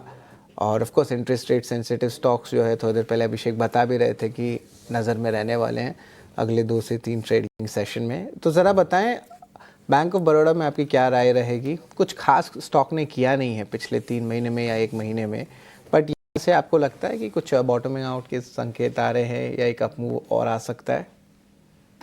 शायद मेरे हिसाब से बैंकिंग अभी थोड़ा साइडवेज में चला गया है, थोड़ा अंडर परफॉर्म कर रहा है निफ्टी को भी। और bank of Baroda obviously index का पार्ट भी है। तो चार्ट्स पे तो कुछ नहीं दिख रहा है, थोड़ा सा वीक ही दिख रहे हैं पीएसयू बैंक्स। मेरे को लग रहा है थोड़ा 2 to 5% और डाउनसाइड भी आपको देखने मिल सकता है। अगर निफ्टी 24,400 450 के आसपास आता है तो बैंक भी मुझे ज्यादा पॉजिटिव नहीं लग रहा है, थोड़ा अंडर परफॉर्म ही करते हुए दिख रहा है निफ्टी को। तो बैंक ऑफ बड़ौदा की बात करें, अगर 200 डे ईएमए के आसपास ट्रेड कर रहा है, अगर 235 के नीचे ट्रेड करेगा तो थोड़ा सा नेगेटिव हो जाएगा। मुझे लग रहा है आपको लेवल्स 225 और 220 के लेवल्स देखने मिल सकते हैं। तो मैं ज्यादा पॉजिटिव नहीं हूँ, ज्यादा नेगेटिव भी नहीं हूँ। और बैंक निफ्टी अभी थोड़े समय के लिए और पीएसयू बैंक भी एक sideways to downward consolidation phase में आ गए। फाइनेंशियल्स पर ये राय या कॉशन प्रैक्टिस करने की इस वक्त एडवाइस मिलती हुई। लेकिन एक और स्टॉक है शरण, यूपीएल, इसे पुल अप करते हैं। और आज सुबह एंटिक की एक पॉजिटिव रिपोर्ट आई थी। Not just that report only is the reason, लेकिन यूपीएल के स्टॉक प्राइस में आप देखिए 6% का ज़बरदस्त उछाल आज के सत्र में देखने को मिला है। 705 के लेवल्स पर ये स्टॉक इस वक्त कामकाज करता हुआ। और यूपीएल की अगर इस रिपोर्ट, एंटिक की इस रिपोर्ट की माने तो टारगेट प्राइसेस उन्होंने रिवाइज किए हैं। खरीदारी की राय तो उन्होंने बरकरार रखी है, लेकिन जहां वो 710 के टारगेट सुझा रहे थे, अब यहां से 730 तक के भी टारगेट्स एंटिसिपेट करके चल रहे हैं। 710 जो कि इनके पहले के टारगेट थे, वहां तक तो पहुंचने की कोशिश कर ही रहा है स्टॉक, लेकिन 730 तक के टारगेट्स क्या नजर आते हैं यूपीएल में शरण? मानसी जी, अगर आप यूपीएल की बात करें, देखो वाई इनके लॉस कम हो गए हैं, कंपनी की कमेंट्री भी ठीक ठाक थी, प्रोडक्ट्स के प्राइस भी इंक्रीज कर रहे हैं। तो फंडामेंटल देखो कंपनी में एक चेंज आ रहा है, फंडामेंटल ही टेक्निकल मूव्स लाता है। तो मेरे हिसाब से चार्ट्स पे तो डिसेंट ही लग रहा है, अपने 20 डे मूविंग एवरेज के ऊपर अप ट्रेड कर रहा है। आज काफी अच्छी वॉल्यूम बाइंग हुई है। मुझे लग रहा है थोड़े दिनों में आपको 730 35 के भी टारगेट दिख सकते हैं। और वहां से अगर आपको एक ब्रेकआउट हो जाए जो थोड़ा सा रेजिस्टेंस है, मुझे लग रहा है इजीली आपको प्रीवियस स्विंग हाई रीटेस्ट करते हुए देख सक रहा है, जो आसपास 800 के लेवल है। चार्ट्स पे पॉजिटिव है, फंडामेंटल पॉजिटिव चेंज आ रहे हैं, प्रोडक्ट के प्राइसेस बढ़ रहे हैं, कंपनी की कमेंट्री ठीक थी, 8 to 10% ग्रोथ वो लोग एक्सपेक्ट कर रहे हैं आने वाले साल में, जो कंपनी के लिए बहुत ही अच्छा है। तो मुझे लग रहा है 730 के लेवल तो आप नेक्स्ट 2-3 ट्रेडिंग सेशन में ही देख सकते हैं। और वहां से एक ब्रेकआउट आ जाए तो आप एक प्रीवियस स्विंग हाई 800 के और लेवल भी आपको देख सकते हैं।